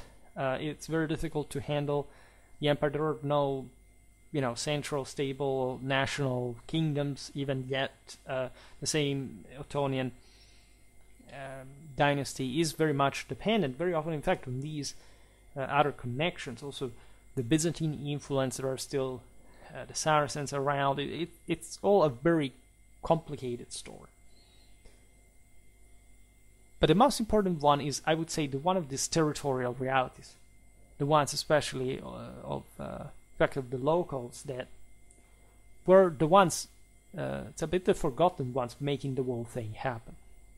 Because without the decisive moral support of the population, there was no way, essentially, to think to rule them. And Otto III knew better, because at the time he decided to live in Rome. He lived literally in the same Palatine Hill, living like Roman emperors in the same places and so on. And at some point, the aristocracy, the Roman mob, decides to overthrow him, and he writes this. There's this beautiful speech that he makes that says, "How and why is it possible? I elevated you Romans to again back to the glory of the Golden Age," and then naturally the situation was a bit more complicated, and this illustrates that, as I said at the beginning of the video, all the limits existing in this kind of vision of power, until it actually manifests in its entirety. It's not just the office that it would be a hypostatic sclerotization to presume that just the office makes the individual, right? True tradition, true Romanity was based on the opposite. It's individual in virtue of his divine connection that vehiculates true right through the office. In fact, a supernatural power that manifests in reality as actual imperium. So the word does age, doesn't it? A discussion of an ecclesiastical principality that was more structured than a mere domination can be only undertaken for Lazio after the 11th century. I made a video about Lazio in particular. Never made a video about the Papal States in their entirety. Actually, they would be that's a very interesting part for regional historical series. I'd honestly never thought about that. I thought about Rome, but not about the Papal States. Shall make that to be more precise. But in that video about medieval Lazio, I do cover a lot of that, because at the end of the day, the entire history of the Papal States revolves around the affirmation of a papal signory over Lazio initially. And this basically affirms itself already only by the 11th century. So before this time, you have a great collection of territories that you can see also in the maps that I uploaded. That, as you see, also is notoriously gradual, right? And some lands are also some lands are lost, or some are just claimed. There is also, for example, in the 11th century, all the problem of the Matildic inheritance that was left to the Pope, and the Emperor wanted for them. I mean, those things that would never be settled, basically until the time of Rudolf of Habsburg, and that really re-injected, say, fire in investiture controversy. But it's a very composite territory. We've seen in the video about the Duchy of Spoleto how all these various cities, like, I don't know, Spoleto itself, Nursia, Assisi, Camerino, Fermo, Ascoli, were created, by the way, were gradually absorbed by the papacy later. This was actually imperial territory to an extent. The Duchy of Spoleto was considered, in fact, one of those, was part properly of the Holy Roman Empire across the Papal States, in the south of the Papal States, so part of the Kingdom of Italy, but with this Papal States de facto recognized in between, because it was starting to become also pretty sizable. You have the Pentapolis, you have Romagna, you have Ancona, you have, again, the Patrimonium Sancti Petri, so the patrimony of St. Peter is most conventionally Lazio, and territory reaching, well, still, like, say, the Tiber Valley, rising up the Tiber Valley until Perugia, fundamentally. So this Iranian watershed, plus other lands that were acquired later, like around the Bolsena Lake, for example, same Sabina with Farfa, right? You have also lots of territories that later on are laying in the Kingdom of Sicily, for example, Monte Cassino, right? But you have all these sort of border areas, almost like Fondi, Aquino, Arce, Pino, Sora, etc. Around Rome, the major centers are Tivoli, Anagni, right? The north you have Sutri, you have Narni, Toldi towards Perugia. So it's a lot of stuff. All these are actual towns, cities, as a matter of fact, because this is the major difference, as you understood also in the videos from the communes, with the rest of European settlements, is that they are actual civitates. These have emerged as actual cities, say, as autonomous Romes, right, from Roman times, that basically have a very strong sense of citizenship within their own. It is true that their own boundaries, their own districts. It's true that Lazio, because of course of the imposing papal signory that develops in the later Middle Ages, will not develop such strong communes like the rest of Italy. But Rome herself is actually pretty big, right? The lowest it falls, indeed, from the 1 million of imperial times is to 30,000 in the period of the Avignonese papacy. But if you think about that, it's not actually a small city. It's a medium-sized one at worst, right, in the bigger scheme of things, and it's still a major center of international relevance. The reason, as you can suspect, why it's not before the 11th century that Lazio falls under the papal signory in a more concrete sense is that the Gregorian reforms occur at that point. It was not an easy moment because, of course, there was a competition with the empire. There are actual imperial expeditions, invasions. There is all the phase of the Norman conquest of southern Italy first. These northerners fight against the papacy, then they actually become their loyal, more or less loyal vassals. In fact, the Kingdom of Sicily does not belong to the Holy Roman Empire, and there are some prerogatives that the Church maintains there that, in fact, will distinguish that realm with veritable church enclaves like Benevent, for example, a bit like Avignon there in Gaul. What is interesting at that point in history is the Gregorian reforms, and we've seen it elsewhere, is the emergence not just of a more neatly defined papal state, especially the statal one in Lazio, but a series of other ecclesiastical principalities in the imperial domain. You can actually trace this already in the 10th century, in the 9th. What is a ecclesiastical principality? It's just some power that is invested with other, not just with the church regulates itself autonomously, so it does not need, in fact, the emperor to do so. At best, the emperor can appoint the various bishops, and this is exactly what the papacy is fighting against and winning, especially for Italy, the investiture controversy by 1122. But here we're witnessing, and especially after the Concordat of Worms, and I made a video about this, especially for Germany, but Italy does provide pretty good examples by itself, the establishment of veritable feudalization of the ecclesiastical investitures as well, meaning that bishops will militarize further, they will acquire a greater temporal power, which is also a consequence of the same, of course, siding of some clergymen towards the papacy during the struggle, because you know what happened. The emperor was excommunicated. It would routinely go to Italy, and it would be routine wars, let's say, in that sense. But the same Germany was engulfed in civil wars due to this, because some counts, some bishops sided with the Pope, and so they took the chance to autonomize, to privatize their power further, which meant they would create some states that were de facto autonomous from the imperial one. Germany had never been an easy country to rule. Right, the stamp duchies were only by now starting to be substituted by some feudal, some parvens of feudalism. The true one from Western Francia would kick in Germany only at the time of Frederick Barbarossa in the second half of the 12th century.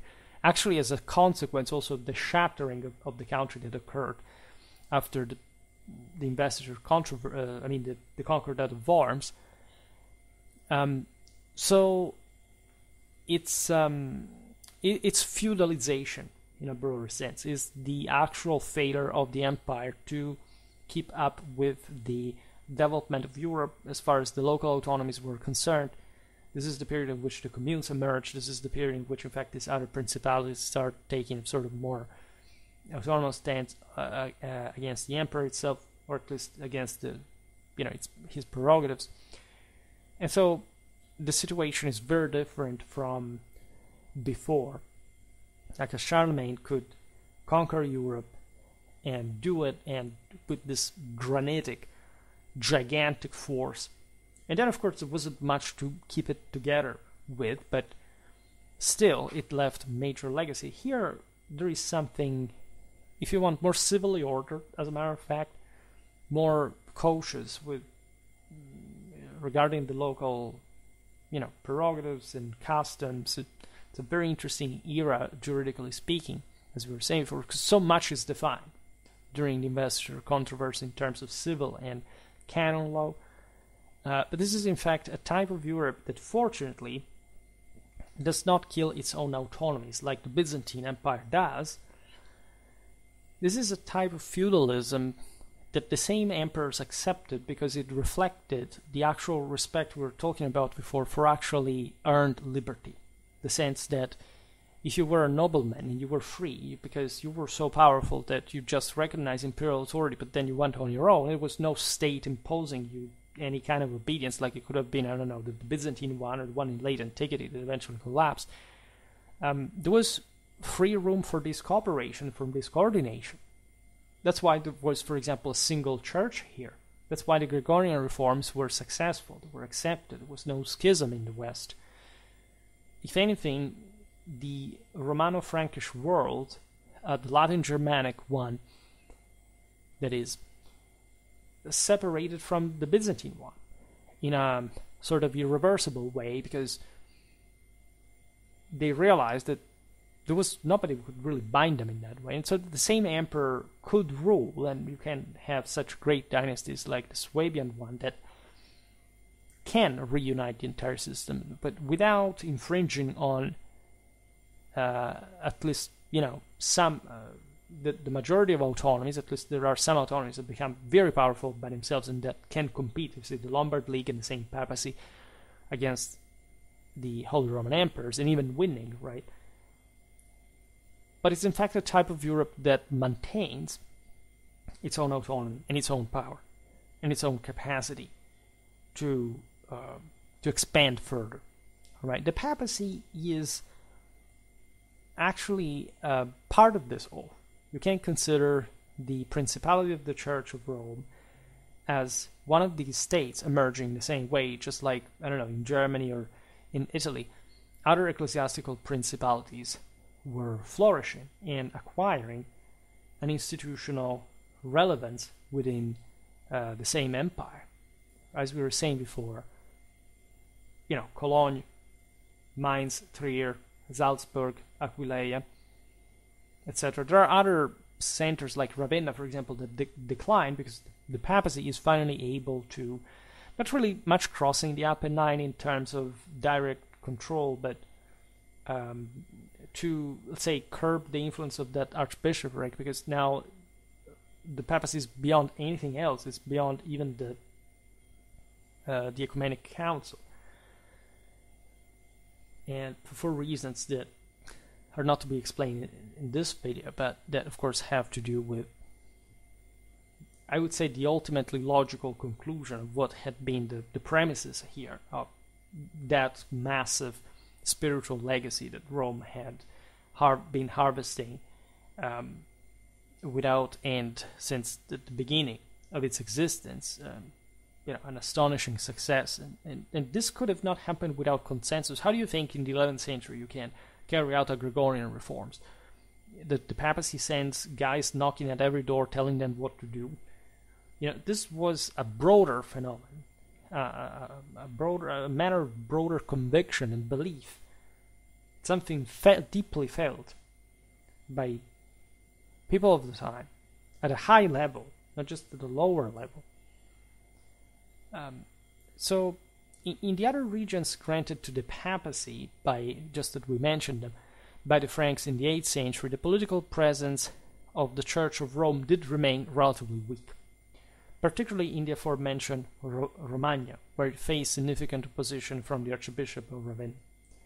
This was true at the beginning, as we just said, that gradually fades away. Ravenna, strangely enough, had been the center, it had been one of the major cities in the West by the time of Justinian, that were, by the way, the greatest cities in the Byzantine Empire at the time of Justinian were actually concentrated in the West, weren't concentrated in the Byzantine Empire. Like Constantinople had begun already to choke the others, and was trying to do the same here. But Ravenna in the later medieval period is not this enormously relevant power. Of course, there are later signories, the Polenta, etc., but it's like they're much bigger cities all over Italy, and this one with such a glorious past remained somehow behind, in part because there were other powers rather than the papal one, but directly oppressing it. But in fact, these other ones would respect the papacy and would ultimately accept the signory and at least enjoying the great deal of autonomy that existed, especially in the Apennine, up to very late in time, like the 14th to 15th century and beyond, before we can talk about some sort of attentively unitary government during the modern era reforms and so on. Say, again, still a lordship, then making a homogeneous administration, a centralized system, it's something different. And again, the Ancien regime never dies in the Papal States, even up to very late in time. For centuries, the protection of the kings of Italy was more influential than the two churches in conflict during both the Carolingian era and especially the post-Carolingian period. even under the Ottonians, who frequently resided in Ravenna and exerted direct influence there. Yet another important aspect. The Ottonians, as we said, often resided in Italy, especially Otto III, that was feeling very much his Roman legacy as his mother was Byzantine. There was actually some shady background there because she was just, the second sort of class relative of an usurper, but still, like, the Byzantines never they recognized immediately the imperial title to the Westerners, but not the Roman one. So this was the great issue. But especially the Ottonians felt, because they were receiving actually a great deal of influence, not just from Rome and Italy, but the same Byzantine Empire was actually pretty strong there still, and in fact they fought against one another there as well. Ravenna was another residence that really required an Ottonian presence at times, just for governmental reasons, but they had this great legacy of, let's say, in that case, imperial rule, at least delegated imperial rule through the Exarchate, that had, as we've seen, been conflict with Rome already from Byzantine times. The exarchs tried to kidnap the Pope and kill him and all this kind of stuff, and so even the Longobards stood in between and said, look, you're not going to do that. You understand what a different mentality existed. Like, when you think about Catholic powers as sort of obscurantistic and autocratic, not just look at, the Orthodox world today, but just think of what it was in Byzantine times, and especially what kind of difference it existed really in terms of general wealth, and it still does, like well-being, etc. So the comparison really does not hold water if you're trying to make the case that there was something wrong here with the papacy. But just think about, in fact, what radically different mentality. I mean, the emperors did not treat, in the West, did not treat the papacy, even during open warfare, the way the Byzantines treated it. And the latter failed, right?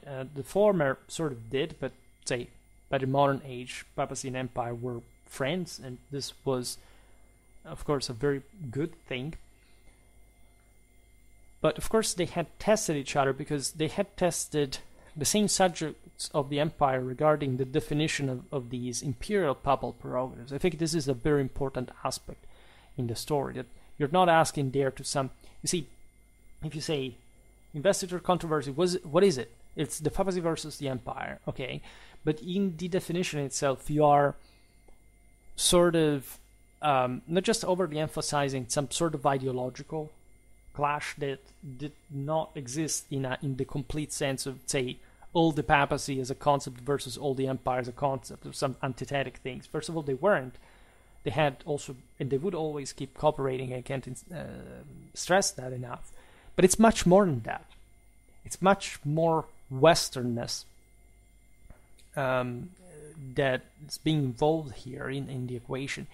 It's the sense that we fight for what we think authority must be, right? Which is, in fact, a fight that does not really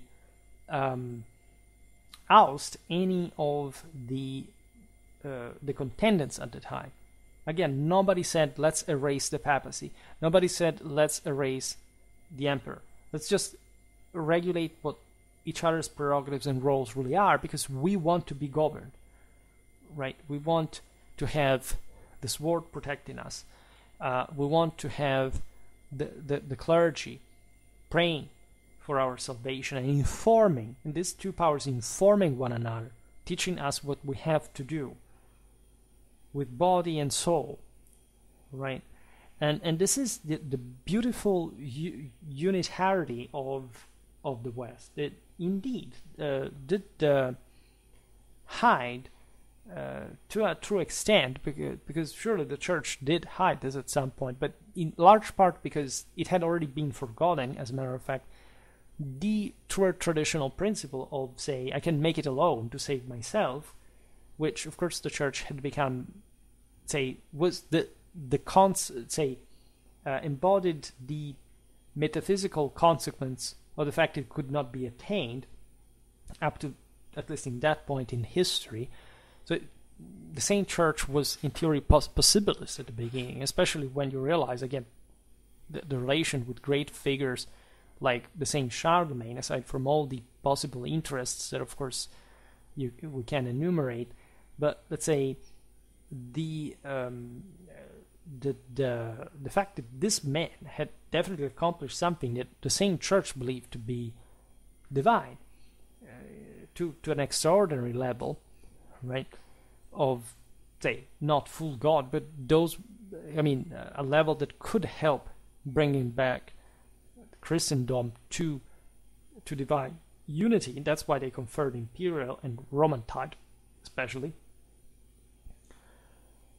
You understand how epoch-making these events really are. How you know, we need too many videos to fully explain it in all their aspects. But they were, of course, skeptical about the capacity in the later centuries of anyone to achieve this sort of broader world domination. If anything, the same, you can say, but they had been combating that as well. Yes, but this is not the point. This is not about, this is a very anti-traditional way of power. You think it like that, because it's not just like completing the conquest of the map, like in a video game, by saying, okay, so I'm the king of the world, that's it. It has to be an essential qualitative power. It has been a transfiguring one. You can conquer everybody and still, you know, manifesting very scarce power, depending also on the actual moral majority, the absolute value of the moral majority of the people who allow you to rule. Like, it's like a totalitarian regime. It can be very powerful, say, because it's big, but qualitatively it's weak and crumbles because it does not aim to reinvigorate the power of the individual, at least to the extent it's supposed to, right? So there are very interesting examples throughout history, because it's like there were some totalitarian regimes that were inspiring themselves with traditional identities, but they turned out to be in fact nationalist or socialist that are not traditional ideologies, because nation and society are different from nationalism and, you know, socialism in their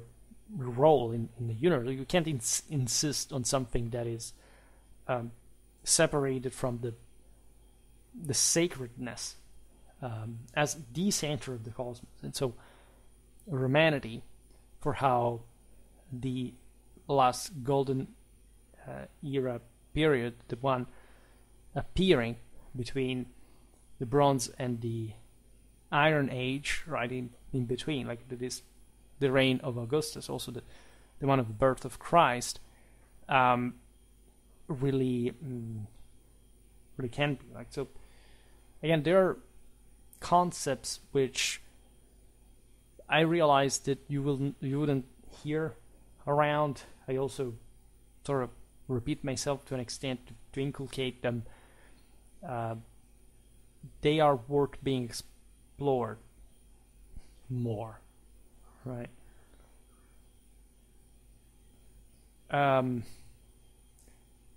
There is an interesting thing that, for example, the emperors do at some point to try to stamp papal power as early as the 9th century, when they realized what kind of thing they had promised the same papacy that couldn't be simply or advantageously upheld. For example, there was a formal promise from the side of the emperor that also shows you how contractual the interaction between the papacy and the empire was, also in the moment in which the empire was, in relative terms, at the strongest, right? That is a promise to restore Romagna and the Pentapolis. Pentapolis, it's 5 cities along the Adriatic coast, namely Rimini, Pesaro, Fanos, Senigallia, and Ancona, that are, in fact, the major centers from the Adriatic watershed, right, of these Papal States. restoring them to the Church of Rome. But they promised them, like, we will give them back to you, because of course the Carolingians had conquered them, right? This matter of Romagna again would never be solved, like the Mathildic inheritance up to Rudolf of Habsburg, that really in order to gain his Roman crown in Germany, he would never descend into Italy. Says to the Pope, okay, I will sign you, I will give you Romagna, right? The Carolingian emperors were at the time against this promise, granting through their edicts entire comital powers in Romagna to the Church of Ravenna. That is to say, this church was essentially considered to be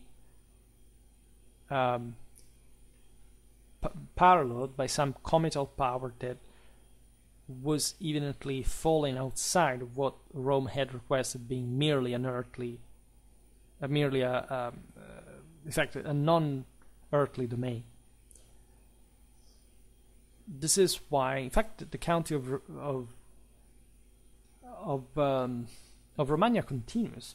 What is interesting later also, I've seen it with the Duchy of Spoleto, that these older imperial districts actually just evaporate. Like, there isn't even a moment in which you can say it was over. Like, at some point they stopped appointing local noblemen. Some of them, even up to very late in time, they sent them from Germany. Still, there was a lot of this. Consider that the Welfen themselves had been settled in Italy in the 9th century. They become that very powerful century, going back to Germany, like it was, I think, the end of the 11th, the beginning of the 12th century. Just for saying how fluid, like, this boundary really was, how, like, there was really a moment of major peak of sort of, especially interaction between Germany and Italy, that is often, right, also forgotten. At least there is this sense that there were major expeditions, like we all remember the Hohenstaufen and the various, say, the key figures and wars, but throughout all this time, like from the Carolingian conquest up to basically ever, because like the Germans in a way or another remained in Italy up to the unification of the country, there was a back and forth of Germanic figures that held feudal offices. They really exercised what was considered like the hierarchical duty of the empire amidst so many different communities. And again, we've seen it in so many videos now, we can't simply go back to them. But if you go into the medieval Italy playlist especially, there is a lot about the reigns of also relatively forgotten rulers like Lothar III, also known as Lothar II, because there is even an issue about the exact nomenclature. In any case, there wouldn't be another. Then also Conrad III, the uncle of Barbarossa. Like, we often forget their Italic reigns, because they had them. They went there. They also were quite like, these were good reigns. These were just a generation before the first war against the Lombard League, and things actually went on pretty smoothly. Like, the Italians themselves were fine with that, and just things changed later for other evident reasons. But again, the general history of these countries, of how they were meant to be together, let's say, like, you know, and destiny, of these incredibly eventful situations is actually, I think, beautiful. It's a part of European history that, against nationalism especially, we can't weaponize so well, because they didn't even think about that. And it's not like there weren't differences. There were, and that's the beauty of it. There were. These peoples were incredibly similar to what they are today, at least in a way that is often not the one stereotype them like, but I mean, they were also very similar to what they were 1,000 years before, at the time of the Battle of the Teutoburg Forest, and we tend to see them as detached as possible, because again, we have been territorializing power in an anti-metaphysical sense that does not properly fit what these people were the first ones to actually believe instead, and so you must reflect on it. You can't simply act as if they weren't relevant issues. So there are contradictions evident in the activities of the imperial chancery that highlight the complexities of the political maneuvering undertaken by contemporary kings to exert control over regional forces. That's where the myth of the papacy was just, I don't know, some vassal of the emperor. That's not how it worked. And it's not like one recognition of imperial power or another that actually fixes it. Because truly, they had different ideas in mind. And the reason is that they both knew what they thought. They actually shared an unsettled issue of power that derives, of course, from the shortcoming of power itself. This problem would have not existed had, say, they been, in fact, in Roman times, where things were pretty much more clearly defined, is the falling short of that standard that actually triggers this ambiguity, this issue that we still have today. I mean, which other power is supposed today to rule the world? Because there should be one, right? But no power today is of the essence, even the greatest powers, to actually be able to take over the world. There is no possibility. Actually, we're driving further away from this. It's as if in the second half of the 20th century we sort of reapproached that to an extent as another great period of expansion. Now we were once again following another moment of fragmentation worldwide. Nevertheless, these ambiguities also reflect, in fact, how much these contradictions, especially in imperial chancery, how careful imperial authority really was. How there wasn't this free reign again over the papacy or over the church. There never was. It was never a historical thing. It was always the entire issue of Catholicism. Like, how do we fix the fact that we are not one? I mean, nobody at the time had that conception of power. At least, as we said before, yes, there were some different layers to this, and we can argue that the West was sort of the more innovative, but also the more coherent. They didn't try to mimic something that did not work anymore. They passed to the next change and say, okay, let's work from this standpoint, where papacy and empire are actually two different things. And yes, somebody would try to think otherwise, but and what is fascinating about this is that while, for example, in Constantinople, the emperor controlled the church de facto, he was not really, and he was de facto at least commanding the church to do stuff. Even in his function of vicary of Christ, and of, in fact, Pantocrator, like the maintaining of all these titles were essentially aiming at an idea of greater sacrality of this emperor. The church, the Christian church, otherwise it would have not been, that was unavoidably still separated, right? It was unavoidably still a thing on its own. It's interesting how we've seen it for the 11th century. At some point, exactly during the years of the schism, because the emperor was contrary to the Great Schism. It was the Patriarchy of Constantinople that caused that. And the emperor was not a great match at the time, but the papacy sent them to go blip themselves, and also in a quite understandable way, considering the situation that the papacy was literally taken off, like wasn't even seeing the Byzantines anymore, not as pawns. But you see, there was still this detachment. It's like, I don't know, in the Islamic world, there was no priesthood. The imams are not priests, so there is no such thing. They still keep together this unitary power. And there is, in fact, also much greater distrust towards earthly authority in Islam than there is in Christendom.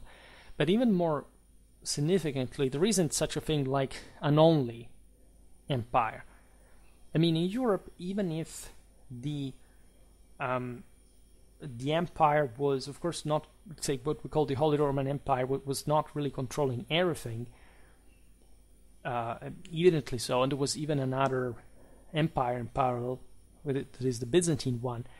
Still, these powers started from a mutual recognition of the fact that there was a shared imperium. I mean, they had interiorized, even the Byzantines, that it was possible that somebody else could be an emperor out there. And so, in fact, the Byzantines were quite ambiguous because they wouldn't just legalistically recognize the Romanity of the Western Empire, but it's not like they were saying, okay, well, this is not really an empire as we intend, because also the term empire was not just random, right? It's the Romanity of it that makes it all, you can argue, but it's, you know, in that sense, it's something, in fact, that was held back, also because Rome was the one creating the Western one, and in Islam, there is not much such a thing. Like, there is not an inherent thought that is saying, okay, well, you know, this caliphate, the sultanates that have formed themselves, like, are actually delegated by the same unitary caliph, or at least a general divine power that we can recognize really to one another.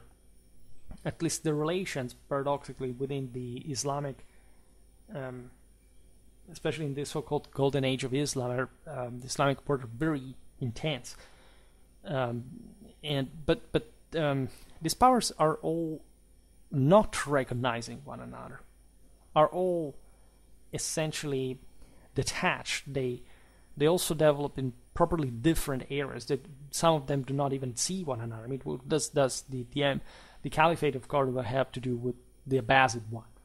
Yes, of course, there was a lot of general contact, as we said, but they never even attempted, like, they used the term caliphate as, okay, we will be the next spring to take off, and they didn't.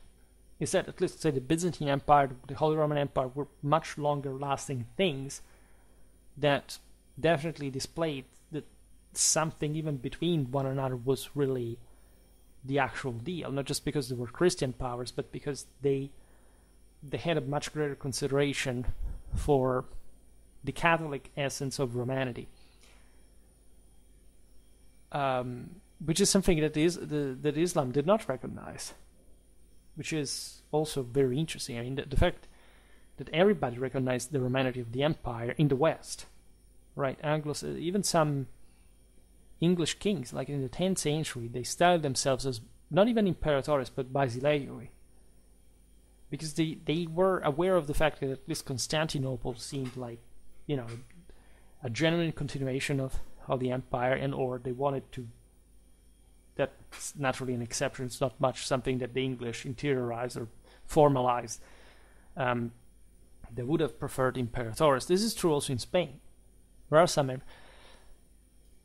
but it's always within the recognition of a unitary power that in theory has to reunite all these Christian forces. Islam, paradoxically, even though it's more totalizing in that essence, there are no boundaries in terms of divine and earthly power, were the system a real wall. In fact, did not insist that much in recognizing itself as more or less claiming this or that, let's say, ascendancy, like we will come back and retake over the entire Dar al-Islam.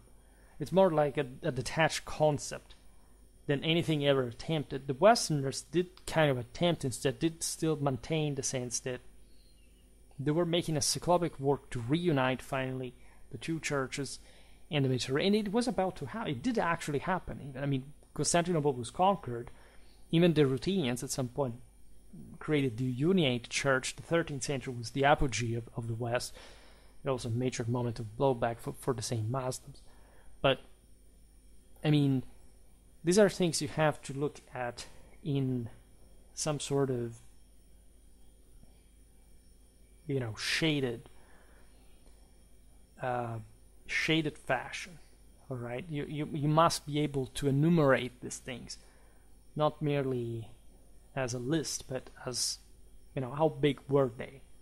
This is controversial stuff. Like, if you don't find this kind of assessment in scholarship because it's too risky to speak so big, so all encompassing, right? Of course, I would not myself write an article trying to answer this question, but it's obvious that when I make these videos, I specifically feel, I say, on the basis of all what I covered, that I can at least assess this in a YouTube format, at least, in order to make people aware of this aspect. You must always be aware of the historical reality, because without that you can't be honest about who you are yourself. Remember what I said about the labels at the beginning. Labels start because people do not look at themselves, because they do not realize how self-limited they are. And without history, you can't be serious about it. You can't even project on history something that is not true, something that does not come from this accurate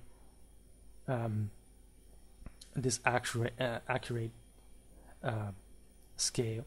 You see also how in these issues between Rome and Ravenna, for example, there is not just the churches, but the local military and land-owning aristocracies involved. Even the urban communities, led by prominent figures, all of whom align themselves with one or the other metropolitan church to advance their interests and establish a degree of autonomy. This is all in pre-communal times. So it tells you, first of all, how active the local cities were. We're talking cities, not some, village out there. We're talking a net, again, of all. See here, the Pentapolis, all the other cities we mentioned, you can see on the map. With the same local aristocracies, but also the newly, at least when the Carolingians arrived, the newly appointed counts on substitution of local Lombard dukes or Gastals, whoever ruled there, that are thus, in fact, the same guys that, say, in post-Carolingian times, we said it before, with the Dukes of Spoleto and other Italic princes, began to sort of try to grab even the imperial title for themselves, and are the ones that are actually in charge locally. Then, again, these churches are not, like, as Rome was not able to control even Lazio as a whole, at this time not even Ravenna could, say, control Romagna, even though she had also stemmed from the Exarchate in terms of administrative and military capacities. But the Frankish power now was in the hands of essentially a feudal system, a vassalic beneficiary system. And I would like to stress how, by the way, in all this, the Byzantines are obliterated, right? One of the reasons that actually is funny to look at the Roman cooperation between, let's say, the papal cooperation with the Carolingians de facto. So negotiating the arrival in Italy, the war against the Lombards and so on, is the fact that in all of this, the Byzantines disappear. The Lombards take over the Exarchate, Ravenna, and eventually they're crushed by the Franks. But in all this, nobody thinks to consult the Byzantines that actually, as we explained in one video about the significance of Charlemagne's crowning, literally sent through a chronicler the same era, looking back at Charlemagne's crowning in Rome. That's the moment in which we lost Rome. This is a very interesting statement, because they had already lost Rome, but of course they thought somehow that through the Exarchate, it was already quite decentralized power from Constantinople, could still have some sort of control, some influence on Rome. At that point, when the Carolingians were controlling the same city, again, with all their difficulty, with this sort of private temporality that brought them back and forth across the empire, leaving, of course, the local communities, the local establishment to manage, like together with their counts and their military, had now turned to them. That now basically Rome was gone, was lost. There would be actually a great deal of as you know, back and forth. Like the papacy never really cuts ties with Constantinople until, at least in the eventuality of some sort of Byzantine coming back in southern Italy, until the 12th century. After Manuel Comnenus, basically everything goes downhill. Because, as you know, he had almost managed to knock out the Kingdom of Sicily. And the papacy was accomplice to that. At least they would have gained some sort of... I mean, it's not like the Byzantines would have really controlled southern Italy as well, but they would have created this proxy area that mostly the papacy would have absorbed, and also with all its limits, and so hoping to share power in one way or another. So that's a bit of a shady picture there, but the sense really is that this that the thing that actually makes you even, because we do tend to reason more internationally, like what we just said about the urban communities in the Papal States, say siding, for example, either with Rome or Ravenna, under the edges of the Franks still, and so in this pretty autonomous, decentralized reality compared to the broader part of the empire with great local autonomy and power, is fantastic, because it's definitely 2 centuries, 3 centuries before, like already showing you how the communes were sort of taking side, trying to autonomize themselves. Say these towns, the cities, not as communes because those weren't born yet, but still they were essentially thinking in that way. And we're just out of the so-called Dark Ages, like the 8th century at least, is especially in areas like Italy, is a very dynamic period. There is a lot of monetization kicking back in. There's a lot of written contractual practice, and so even though we do not know too much, because of course it's a pretty early era, and of course like these were still sort of primitive communities, like I mean they had a glorious past, but of course they had suffered the blow of the fall of the Roman Empire, so they were recovering. But you have definitely in their mind, remember the Roman Empire was 300 years before, all right? After 300 years, you have the communes. This is exactly in the between. You see how it's 600 years altogether, so it's a long time. You see how in between, really, and considering how gradual and slow, really, the civilizational development was at the time, these cities had already ingrained that mentality of, let's say, I want this, I want that, let's clash against one another to determine which kind of space pertains to us, and let's develop institutions further in order to confirm, to strengthen that. All right. So I made this video to not just clarify these points and to point out what is that I generally think about these topics when, say, there is such a generalized lack of interest or even disdain for some reason towards Christianity, the church. It's our history. You know, it's our, in a much deeper sense than you can choose what to dress like, to act like, to choose your little tag to pretend you know anything about it. This is ours because it's written in our genes, and there's nothing you can do about that. It's not a matter of choice. This is a matter of being.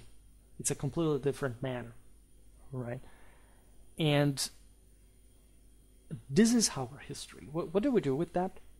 Like, do we want to go on thinking that all this stuff has no meaning, it doesn't impact us, that it didn't impact the world at the time, that the Middle Ages is just people scattered somewhere, minding their own business, being there by accident, with the values that you prefer, and not the ones that were working all over against your your decision to hide this. Like, we are really beyond, I think, the time we can even, it's an advantage actually, we can even think whether we have the chance or not. This is either it or nothing, right? So let's be serious collectively about this whole, because this is our West and there is no other way around. There's no way ahead without it. There's no past if you decide to ignore it. And so really there is nothing relevant outside of these topics. And we should really learn how to appreciate and to cultivate and to be aware of the fact that they exist. And just reading something about it, right? It's not that difficult. You may not find it that easily. You may not understand it. Let's say, if you hear of this stuff for the first time on my channel, just know that there is a universe behind that. Check out JSTOR, check out academia.edu. I don't know, connect yourself with some library and create an account, ask for digitalized copies, articles, things like this. Read this. I know it's boring. Most people would prefer not doing it. I do it for a living, so in a sense, I am cheating because I'm the one who, who is doing his homework by choice, by lifestyle, if you want. But I hope that at least that I wouldn't make these videos if I didn't believe them to be somehow helpful. But you may not read articles, books, bad.